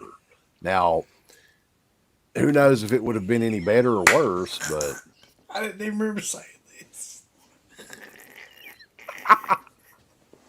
you probably did. That sounds like something I would have said, yeah. I mean, it's true, though. That's what everybody was saying. Well, at least they did something different. Yeah, they did something different, all right. It didn't fucking work at all, but they did something completely different. It's like he wanted to do something. I mean, it is different for sure, but he didn't go all the way with it. That's the problem. Like that's what really didn't make any sense at all in it at all. If you're going to do a real Halloween 3 style Halloween movie, why was Michael Myers and Corey tag teaming? But they were tag team specialists. Strike Force. Yeah, I have no idea. But, I mean, I'll tell you how bad Halloween Ends was for me. they did have a parade at the end. Of They it. did. It was so bad that it actually made me appreciate Halloween Kills. I was like, man, that movie, maybe it's not so bad after all. Maybe I was like, after the end of Halloween Ends, I was reading, like, looking at all these movies, thinking that maybe they weren't as bad. Manny says he checks our Halloween Ends review and rant video out at least once a week. Wow. We do have 133 people in here, Uncle Bill, which is pretty good. We appreciate everybody checking it out. Thumbs up the video. You need to forearm smash that like button. Or you can just massage it like it's a clitoris, Uncle Bill. That like button. Why? Why Get up couldn't there you and just massage leave it alone? a little bit. Yeah. Fondle it. So that is it for the movies, theatrical movies that came out in 2022. Overall, I mean, you know, there was a lot of bad, but I think there were some decent ones too. So you got to take the good with the bad. You put them together, and what do you have? The facts alive. All right, I just want to mention some on here that like were not bad enough to make the bad list, but weren't good enough to make the good list. You ready? These are mediocre ass movies from 2022. Daylight, which I neither loved nor hated, which was a Netflix film that had Jamie Foxx in it. It was like a vampire movie.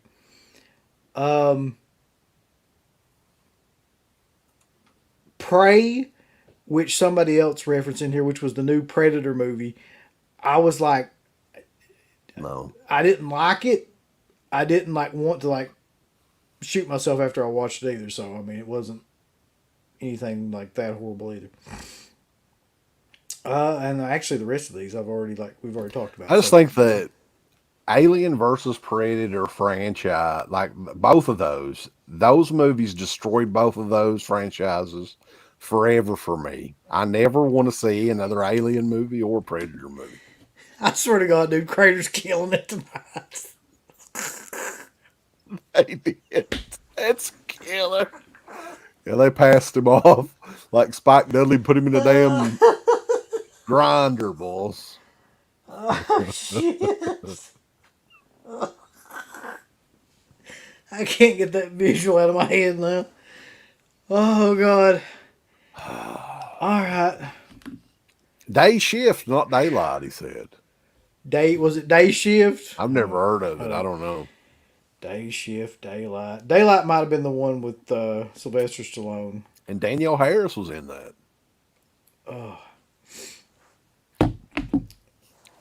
Oh yeah, okay. So what's next?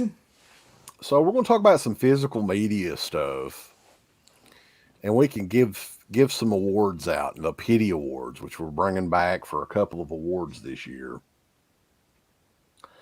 And I think everything revolves around the physical media thing, right?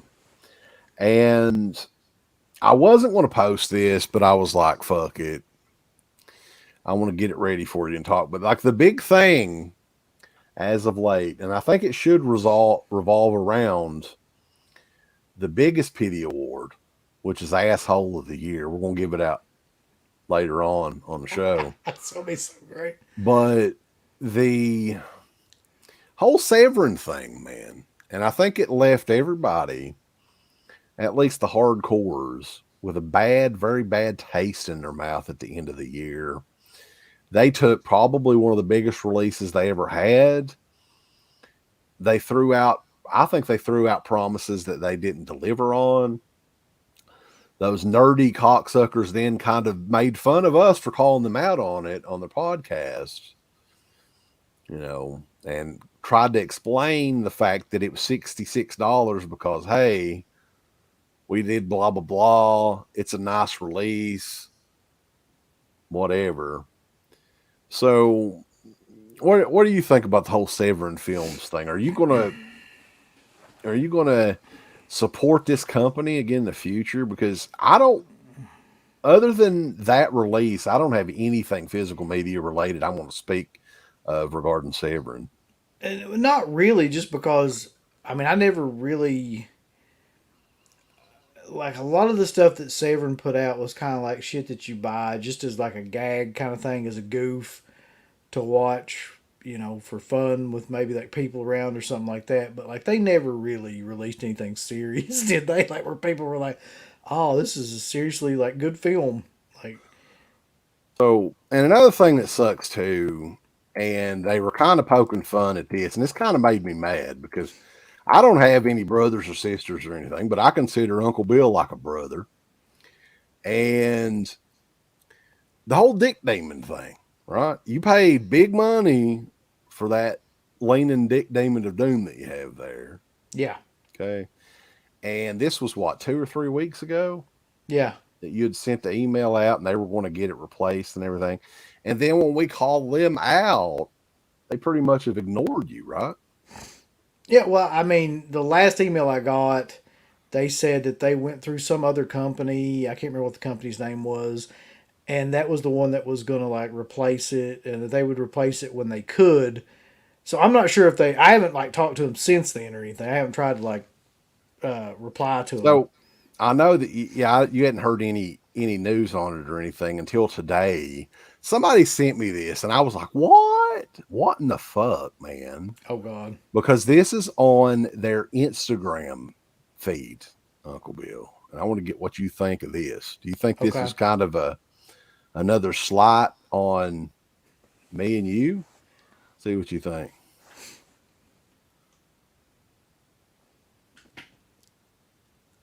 What the fuck? What in the hell? Are you kidding?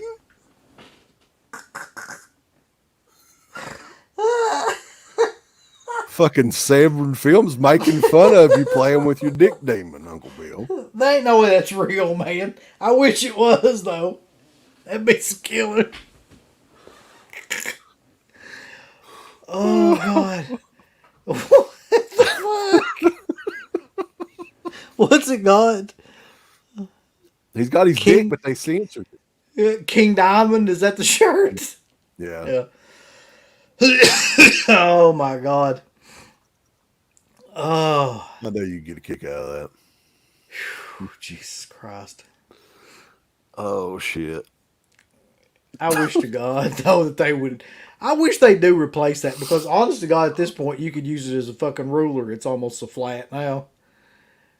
That's true. Like, it's a smooth criminal now. God.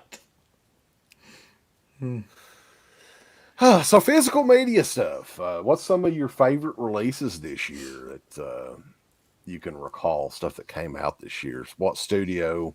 And we'll talk about Pitty Awards. Studio of the Year, I think, is a good one that we both agree on. We both made our choices earlier today. We'll talk about that as well. I'm assuming that you probably will have this in yours too. I don't know how anybody couldn't really, but sure, I'm gonna try to open this thing up real quick. To me, this was the best, like one of the best, if not the best, packaging releases of the past year. I think it came out this past year. I hope it did. Otherwise, this is going to be a stupid choice. But Cloak and Dagger. Cloak and Dagger. I think it did. I don't know. I can't recall. I think it may have been like the mid-year or something like that. I think so. Yeah, I think it came out in 2022. The reason why I would choose this one, not just for the fact that it's like an awesome movie and they did an awesome job, is because when you open it up, it looks like a damn Atari game. Yeah. Yeah, that's a real cool part I thought about that one. I haven't watched that yet, though. Have you? Have you checked it out yet? I actually watched that. This is about a month ago or something like that. I mean, I was never like a huge mark for the movie or anything like that, but I thought that they did an amazing job with the remaster. Yep. So another one that's I haven't really talked about, but it's probably the most excited I was for one of their re-releases. Well, we're probably going to talk some shit about Scream Factory, but to me, this was the big release that I never did get on Blu-ray that is loaded with special features, different versions of the movie and everything. And when they released the 4K version of this with the original artwork, I was like, holy shit, I'm totally down for this. And that is Return of the Living Dead 4K. It's 3 discs, has all the special features and stuff on it from the original set, which I never did get. So yeah, I just thought this was a gorgeous addition, and I really don't like giving Scream Factory any credit at all. But honestly, like the 4K stuff, man, like I prefer the original artwork on it. I really do. Like not only they did this one, they're doing Bubba Hotep in the original artwork, Escape from New York, Carrie, the Fog one. I love the artwork on that. So I mean, I understand people were pissed off because these are basically just new scans of the movie and all the same extras. But I thought, I think some of these editions look really, really cool. Yeah, I've been trying to wait till some of those go down. Like some, I'm hoping that they will. Like somewhat before I buy them. A lot of those 4Ks they released were. I do agree the packaging on those are pretty cool when they just keep like the regular kind of editions like that, like the artwork. But they don't add anything, do they? Like any extras or anything like that, like to the.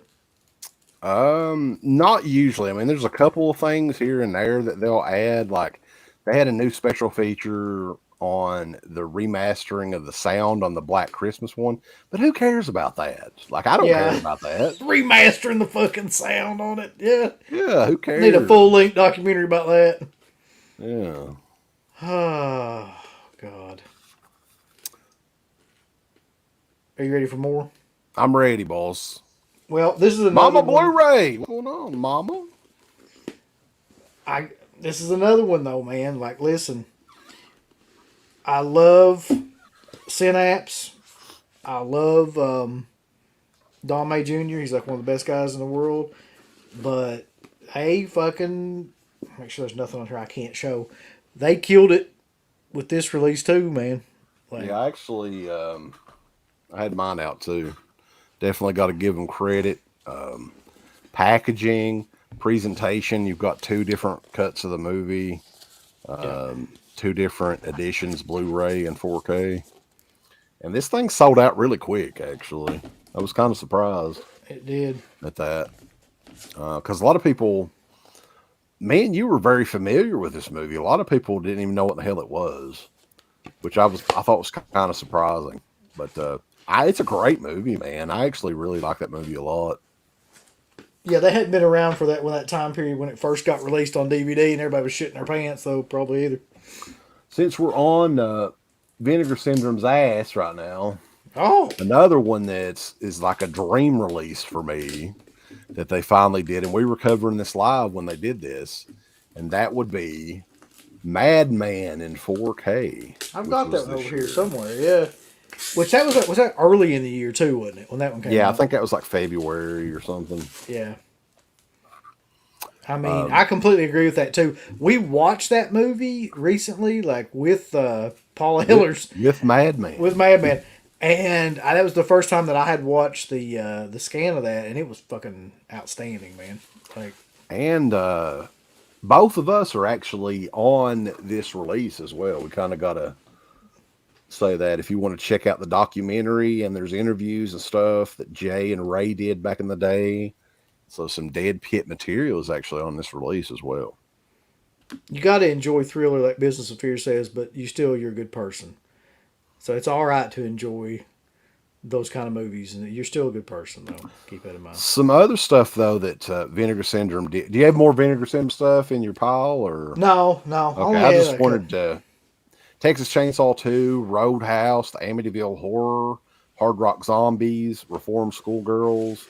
So lots of big releases throughout the year. Very solid year for Vinegar Syndrome, I think. Yeah, we're definitely gonna get to that. It's like, I mean, we give Vinegar Syndrome a lot of shit, or at least we have in the past. But I mean, when they come through, they come through like nobody else. I'll say that. Another So, company, though, go ahead, sorry. oh, I was just gonna do the next one. Go ahead. I was just going to do another company, and I don't know if you have any of their stuff, but most of the stuff that I've watched of theirs, they send like review discs and all that. But these two particular ones I ended up buying because I liked them that much, the transfer on these. And Second Sight Films over in the UK, I'm making a bold prediction too. In 2023, Second Sight Films is going to be the company of the year in this show next year. Now, they had some huge releases this year. Bottom line, if you want a fucking reference quality 4K, I know the what you're gonna. second you pop it in there, and I'm not even, I mean, I like the movie, but I'm not a mega fan of the movie. I'm not a huge mark for the movie. I didn't even own the movie before or anything. But man, there's no edition that's going to top this. This is the Second Sight version of Drive, which they did do a limited edition box version as well, which I don't care about that. Like, for the amount of money, like these are pretty cheap actually, these standard editions. Um, the transfer on this thing, man, it was insane. It was like unreal, absolutely crazy good. Another one that looked really good as well, and this is Adam Wingard. Boys, he went on to do a lot of huge things since. I don't know if you got this one either, but Make 'em Monroe in 4K, man. The Guest, which is one that's kind of flew under the radar over the last 7 years or so since it came out. But I like this movie a lot too, and this is a killer release. Lots of cool extras and all that on there. I know And I've seen that movie. I just cannot remember anything about it. I know I saw it when it came out. yeah, some other Second Sight stuff that was really good this year. The Witch, they did a 4K box set of that with tons of new extras. The I got a chance to look at a couple of Hammer horror releases that they did, which was really good. Dog Soldiers, so they had a really good year too. I kind of feel like too that some of the releases that'll be our favorite releases, maybe some of our all-time favorite releases are going to come out next year because you've got that Martin set coming out, which it looks insane. Yeah, And that one is probably going to be like one of my all-time favorites. which I already pre-ordered that, but I also they're supposed to send like preview copies of it too. So I don't know how early I'll get it, but I'm very interested in seeing what that transfer looks like because they worked on that for a long time. Yeah. So here's my last pick of the stuff that I got. Um, I'll be honest with you, like I haven't watched this movie because Garrett watched it. He kind of said that the transfer wasn't that great, so as opposed to the Blu-ray.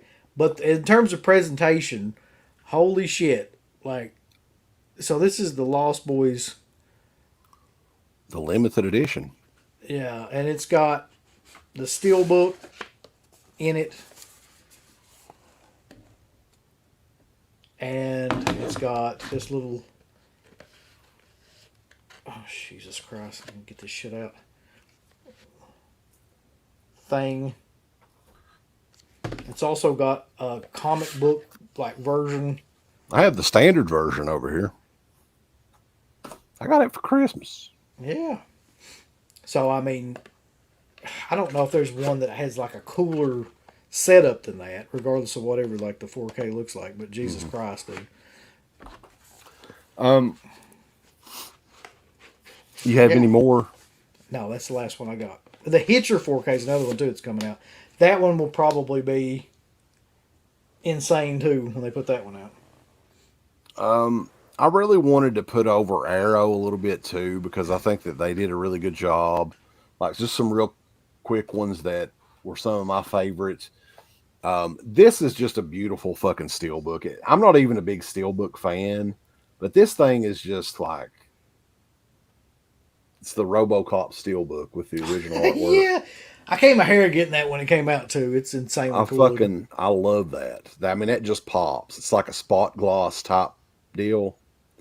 And it looks great. And it'd been many years actually. I mean, I like RoboCop and everything, but I don't go back and rewatch it very often. But yeah, this is a great one for sure. And Arrow released a lot of Euro horror stuff. I think they did some Argento stuff this year. I didn't grab that because we've talked about that quite a bit. And some limited editions, but they did a lot of like obscure 80s slashers that had never really been out in much. And this is one of the better ones, Hell High, that they did. I need to get that too. But yeah, they did Deadly Games, Girls Night Out, Shock. They had a really packed. I think most of their stuff, man, was like early in the year 2022. It kind of slowed down the second half of 2022, it seemed like. Yeah, a lot of those releases, that's another ones that I've been waiting on to like kind of go down, but yet haven't gone down. They released a lot of stuff that was pretty cool, like the middle of the year. Here, like you were saying lately, it's been a bunch of bullshit for like the last 3 months. Oh no!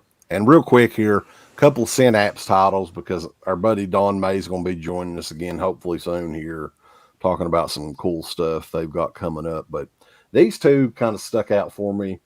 And the Steelbook limited edition Tombs of the Blind Dead that came out early this in 2022. It's a gorgeous edition. The transfer on this is freaking insane. Looks I think great. didn't that actually win like some sort of award or was nominated for something on like High Def Digest or Blu-ray.com or something like that? It was Probably, it was nominated for something. Look at that shit. It's got some other kind of artwork on the backside of it, but I don't want to mess it up. Damn it. Yeah, that's a killer edition, though. And I'm not even, I mean, I like the movie and everything, but I'm not like a gigantic Tombs of the Blind Dead fan either. And then the last one, which is one of my favorite Argentos, I had to put up one of them, is Phenomena. Yeah. I just love the... I think that's my favorite looking one, too. Yeah, all the editions that they did of Phenomenal, which if I had an endless amount of room, I probably would have bought all of them, but I just don't.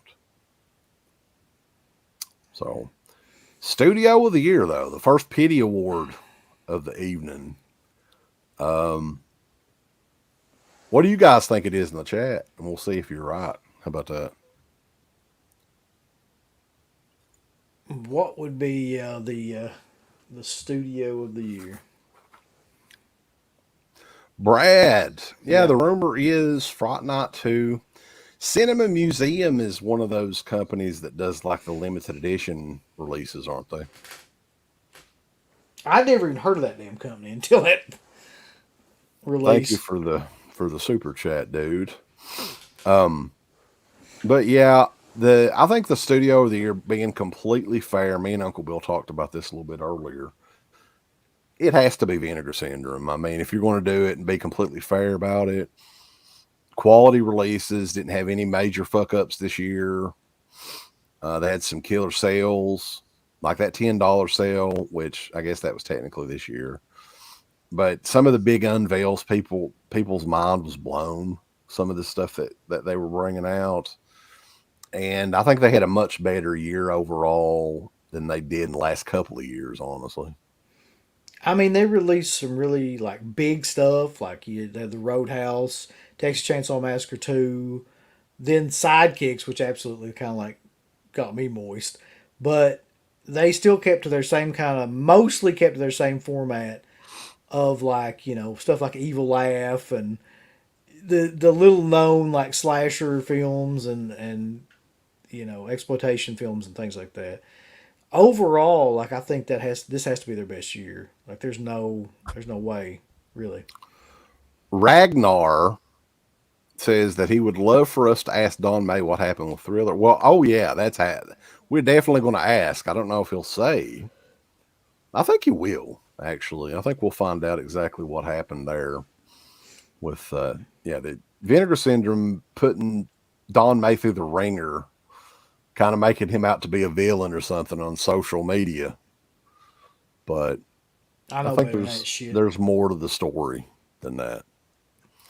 But so yeah, we don't have a whole lot of pity awards to give out. We're gonna get to the chat here in just a second. But I think everybody knows Uncle Bill. I mean, do you have another?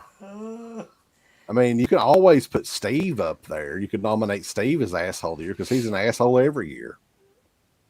No, I mean that's too easy though, because Steve, that's his gimmick, because he's an asshole. I think that's his gimmick. He's Pretty definitely sure. an asshole, no doubt. He tells everybody But to shut up. 100%. And I don't think you could really say that many people, came close. The only other thing I could think of was just Scream Factory in general, just being the normal assholes that they are. But no, this year I think that it's got to be our good buddy David Gregory's be like the asshole of the year. Yay! Yeah, he's got to be. I mean, we got to give him that award. I think that he deserves it. Let's put it to you this way. I got a deflated dick demon back here, and you know that like that product was made out of pure trash. He flat out fucking fabricated that Four Flies release to make it look like it was bigger than it was, and he knows that that's what they fucking did, allegedly. And like they're just not a good company. Like I've got several of their releases where the damn cardboard of the slipcover splits. The glue like splits off of it because it's so cheap. Cereal box. Yeah, they're just not, and they never have been. But up until this year, I really never had like a huge problem with them. But some of the bullshit that they pulled is real kind of bush league flea market shit. I think that they like it's just bad business. Some of the stuff that they do. Like I think they see the opportunity and they want to do it, but they don't want to do it right. See what I'm saying? So Yeah, that's they exactly post what it is. Yeah. they post this shit. And here's the thing that I think's interesting. Obviously, I've got them over here somewhere. Where in the hell is it at? I might have it. I don't know. I might have threw it in the trash. They had those made. Those were already ready to go. So there was not a question of what these things looked like. They knew. So I mean, you can't go and make something look like it's a big thick, case like these Phenomena editions or anything, and then just give somebody just a regular 4K case like this, and then charge them $68. Not just that too, but on the inside of the case when you open it up and everything, there's not anything. It's black. There's no artwork. There's no like Not a anything little in it. booklet or anything. No, nothing. And it's just like the discs and like the cheapest format that you can imagine. But yeah, that's a $61 product right there. Well, it's going for $150 on eBay now, so I don't know. I'm thinking about putting mine on there, but But now we are cardboard enthusiasts, though. The one good thing to come out of that whole situation was that fucking phrase.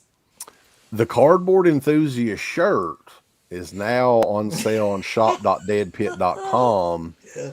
and it's 35% off right now, Uncle Bill. If you want to head on over there and get you a shirt and show your support to all the fellow cardboard enthusiasts all across the land, you can do that.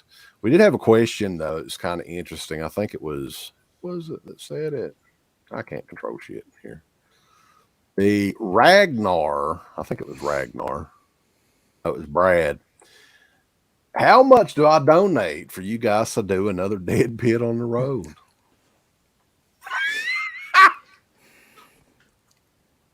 What would we do a Dead Pit on the road for? The new what's coming out? The new Scream movie? I guess, yeah. I mean, that's the only newer thing in it. Wait, Evil Dead Rise. Oh yeah, that's coming out in March too, though, right? Both those come out in March. Oh, Curly says that Vince McMahon is asshole of the year. Well, he ain't sold the damn thing yet. You know, anything could happen. Yeah, on Halloween or any other day. Yeah, I'm pretty sure he is going to sell it to the Saudis, though. I'm just saying. David Great Gray's a pump of shit. Yeah. I mean, if you go listen to please, I'm begging you, like, to listen to that podcast where he talks about that shit, and then, like, tell me how you feel about him afterward. Yeah. So, yeah, guys, hey, we appreciate everybody coming in. If you have any questions or anything, I guess we can stick around for another minute or two. But, man, we've had a ton of people on here, and there's been a lot of different shows that people can choose from, and they chose us. That's why we fucking love all you some bitches. His neighbor is asshole to you. There's a lot of assholes going around. That's true. So there's a bit of a delay I've noticed on the chat too, so we ought to give them like a couple minutes to. There's a bit of a delay tonight. Yeah, I don't know how well my internet's done tonight, but I think it's run semi smoothly. It's held up pretty well, yeah. Goddamn fucking Suddenlink. Something else I was noticing too. We both went to the Riverfield to watch M3GAN this past weekend or week. Yeah. Did you notice they're in the process of changing the name of the theater? No, I didn't notice that. It's going to be called Highland Theaters now. I don't know if somebody bought it or Highlands Hospital probably bought them. It could have. It's going to be like ARH Theater. So, like, if you look on the map, like if you're looking on the map, it shows up as Highlands Theater. And if you're paying with the debit or credit card, it says "Welcome to Highlands Theater." I'm like, what in the fuck? I didn't notice that at all, man. Yeah. It's odd. I did notice that there's never anybody in there anymore. There's no way that place is going to be able to stay in business. I don't think so either. Like I was telling Sarah the same thing. Like it's not got much longer. There's no way. I mean, you can't. There was like maybe 5 people in there, and how do you even pay? Like there was like 3 people working the theater.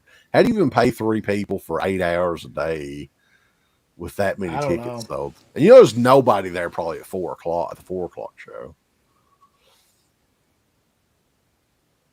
I do know that for 4 people with a popcorn and 3 drinks, it was $54. No, I was like, maybe they make money that way. I pack my shit in my pockets, boys. I'm fucking straight out of Eastern Kentucky. Yeah, thumbs the video up, and we've got a lot of other cool stuff coming up. Like we've got access to a killer. It's going to be awesome. So I don't know how we're going to do it yet. And I'm not even going to I ain't giving nothing away. Oh, it's going to be amazing. Yeah. But it is going to be killer because we haven't really talked about this individual in a long time.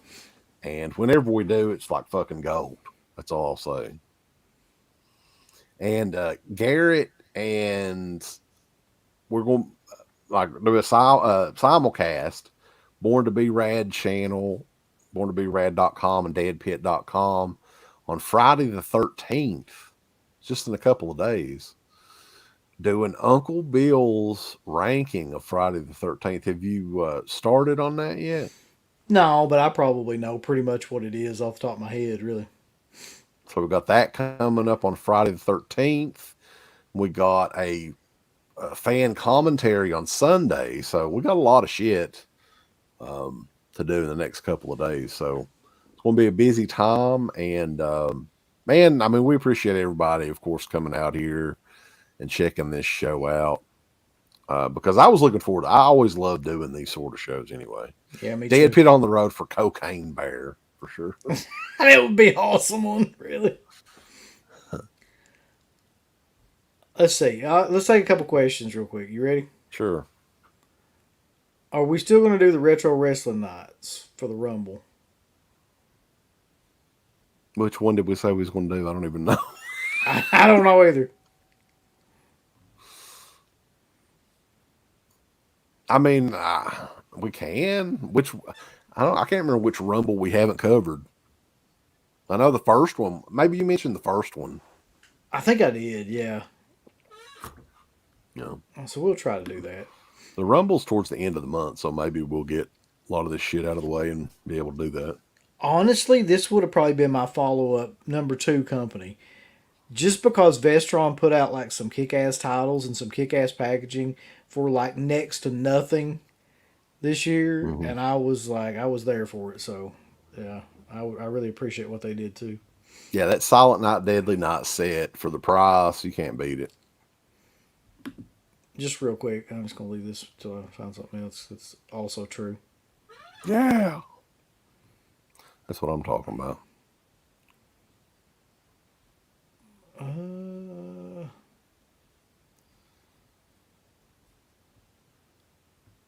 Crater appreciates your Pumpkinhead shirt, he said.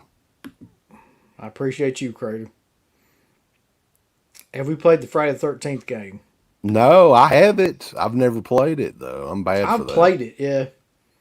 I got into it for maybe a week and then just never played it again. A game that you need to get to, I think I mentioned this to you. It came out not too long ago, the Cowabunga Collection on the Switch. I want to get that, yeah. Dude, holy shit. Like, it has all the arcade games from back in the 80s and 90s. And it has all of, like, the home console stuff, like the Nintendo, Super Nintendo, Sega, and even the Game Boy games. All of them. All the Ninja Turtle ones. Even, you remember Tournament Fighters? That shit sucked. Yes, I do, yeah. They had the NES version of that on there, too. Have you seen this yet, by the way? Because this was actually pretty... I thought the trailer for this was pretty killer. No, I haven't seen it. You should watch the trailer. It's a lot better than I thought it ever would be. The guy that they got being Renfield is also the guy that was the lead guy in The Menu. That's with Anna Taylor-Joy. And he's actually a fairly decent actor, so... Yeah, The Menu, though, I don't know if I mentioned it. I like that movie, too. I mean, I thought it was definitely... It had that A24 odd vibe to it. The chef in that, though, he was aggravating as that woman in M3GAN, but I thought he was fucking Liam Neeson. It's kind of the same person, like Ralph Fiennes, Liam Neeson. Like, yeah. Which YouTube channel ripped us off the most this year? There's been quite a few. All of them, man. I mean, honestly, like, okay. And it's okay. I mean, hell, people take ideas from everybody. The caricature thing. Go back. See if you can find anybody that did that before us. It wasn't just the character thing, though, too. Also, the Vinegar Syndrome stuff. Where we did the live, sales and stuff. Oh, it's all kinds of shit. But I don't care. Imitation is the sincerest form of flattery, they say. Yeah. They say it, I don't. Suck my ass bone. What do you think about this? Did you see the new trailer for the new Ari Aster film, which is called something like... It's got Joaquin Phoenix in it. Beau is Afraid? Yeah. Yeah. I haven't watched it yet. I've been meaning to, but maybe I'll check it out tomorrow. I haven't seen it yet either. I just didn't watch it. Yeah, he's earned everything. Like, he deserved, like, to me, his first 2 movies. I mean, I don't even need to watch a trailer. I want to check it out. I did watch this one. There's 2 of these that I actually watched both of them. And I don't know, man. I don't know what... You can't make anything out of those trailers. Well, I've heard it's basically like Demons 2. It's pretty much what it is, right? It's got to be, yeah. I mean, you're in a high rise with a bunch of possessed people. It's got to be the same thing. Wraith. I don't know who the hell you're talking about, to be honest. There probably is. There's a lot of Kentucky guys. Will Scream Bloody Gorby fan of the year? He Yeah, should. He should yeah. be. I'm pretty sure he He will be. he paid for it. But I mean, all of you guys that have done the super chats and stuff too. Like, I mean, it's just crazy. Some of the stuff that's out now that wasn't available, like on the Patreon site, Dead Pit on Patreon.com. You can, like, we've been putting up old streams, and it's crazy to see how basic and how crappy the quality was on those old streams. You couldn't even there wasn't even a live chat on those old streams. You had to, like, it was just like the chat is on YouTube now for videos. You just had to refresh the page to get the comments and stuff, and the picture quality and the sound and everything was like it's crazy how fast that technology's moved along. Oh yeah, I forgot one thing to mention on here too. As we're looking at like waiting on the comments and stuff too. The worst physical media release, man. We forgot to mention that. We got the best, but by far, 100% the worst was that fucking Saw thing. Well, yeah, that one's hard to beat. You can't 'Cause even. I don't know if anybody got one of those intact. I feel bad for you if you ordered that thing, but you kind of deserved it. Those movies are awful. When Scream Factory, the Child's Play releases as well. The Grease, The Grease release, yeah. the greasy releases, if you will. Off gassing coming out of my asses. Yeah, Bulls, yeah.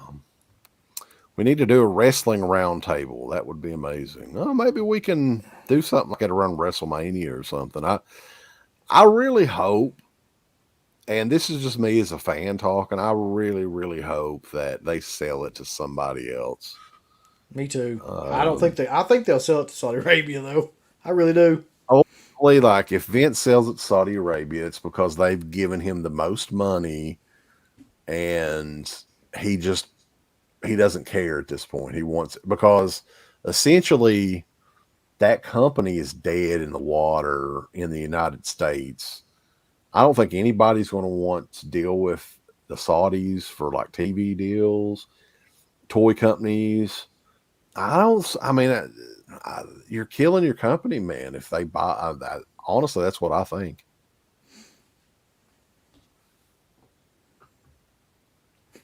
Yeah, that Saw set failed on every level.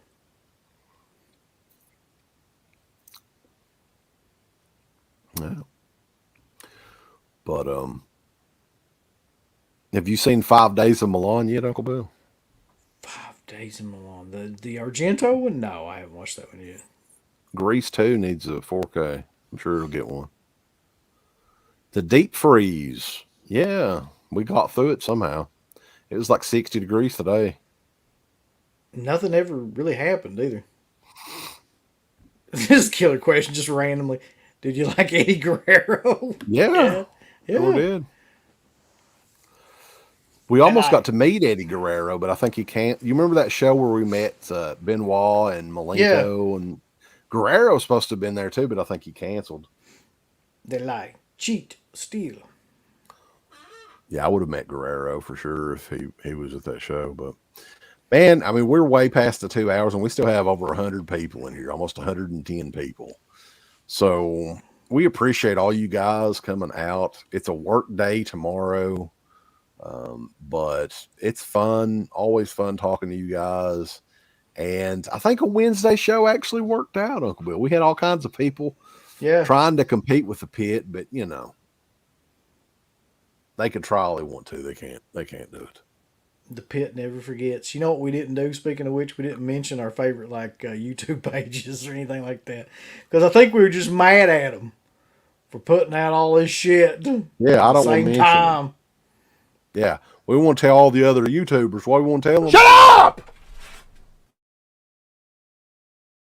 Sons of bitches. We don't care about any of you. No. Actually, there's a lot of people that put a lot of serious, hard fucking work and stuff into their YouTube pages. I don't like if I try to do everything I can on this fucking phone of mine. I don't have time to download the video editing software and stuff like that, but people do. And they put a really hard work and stuff into it. So yeah, they're all good out there if you ask me. Well, most of them. I'm gonna mention a couple of them real quick. You ready? Sure.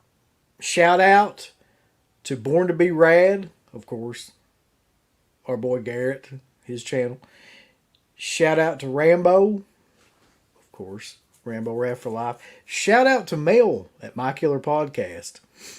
Check that show out. That's always an awesome show. She just did like a room tour show that was probably one of the best ones that she's done. Shout out to Mid-Level Media and shout out to Planet CHH, man. Which, I mean, I really enjoy all those shows. Shout out to Pop's Movie Dungeon. He's one of her boys.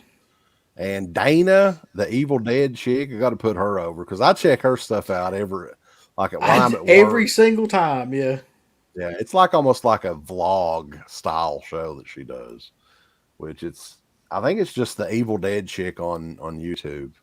So go show all these people, subscribe to them and everything. And I'm sure we're leaving some people out, which is never good, but.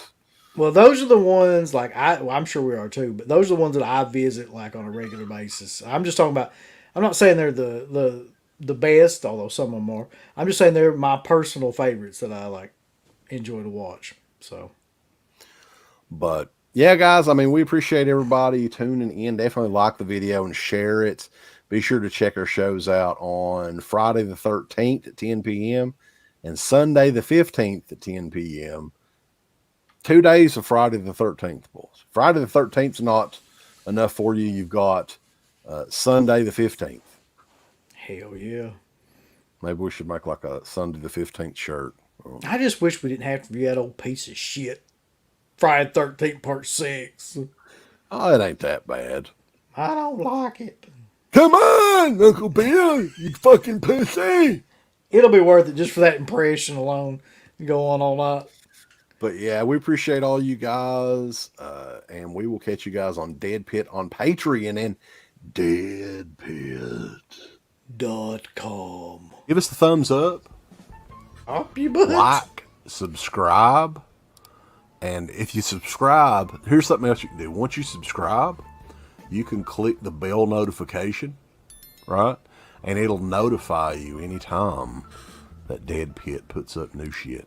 Or don't. I really don't give a if you do. I want you to. I want you to. I don't care.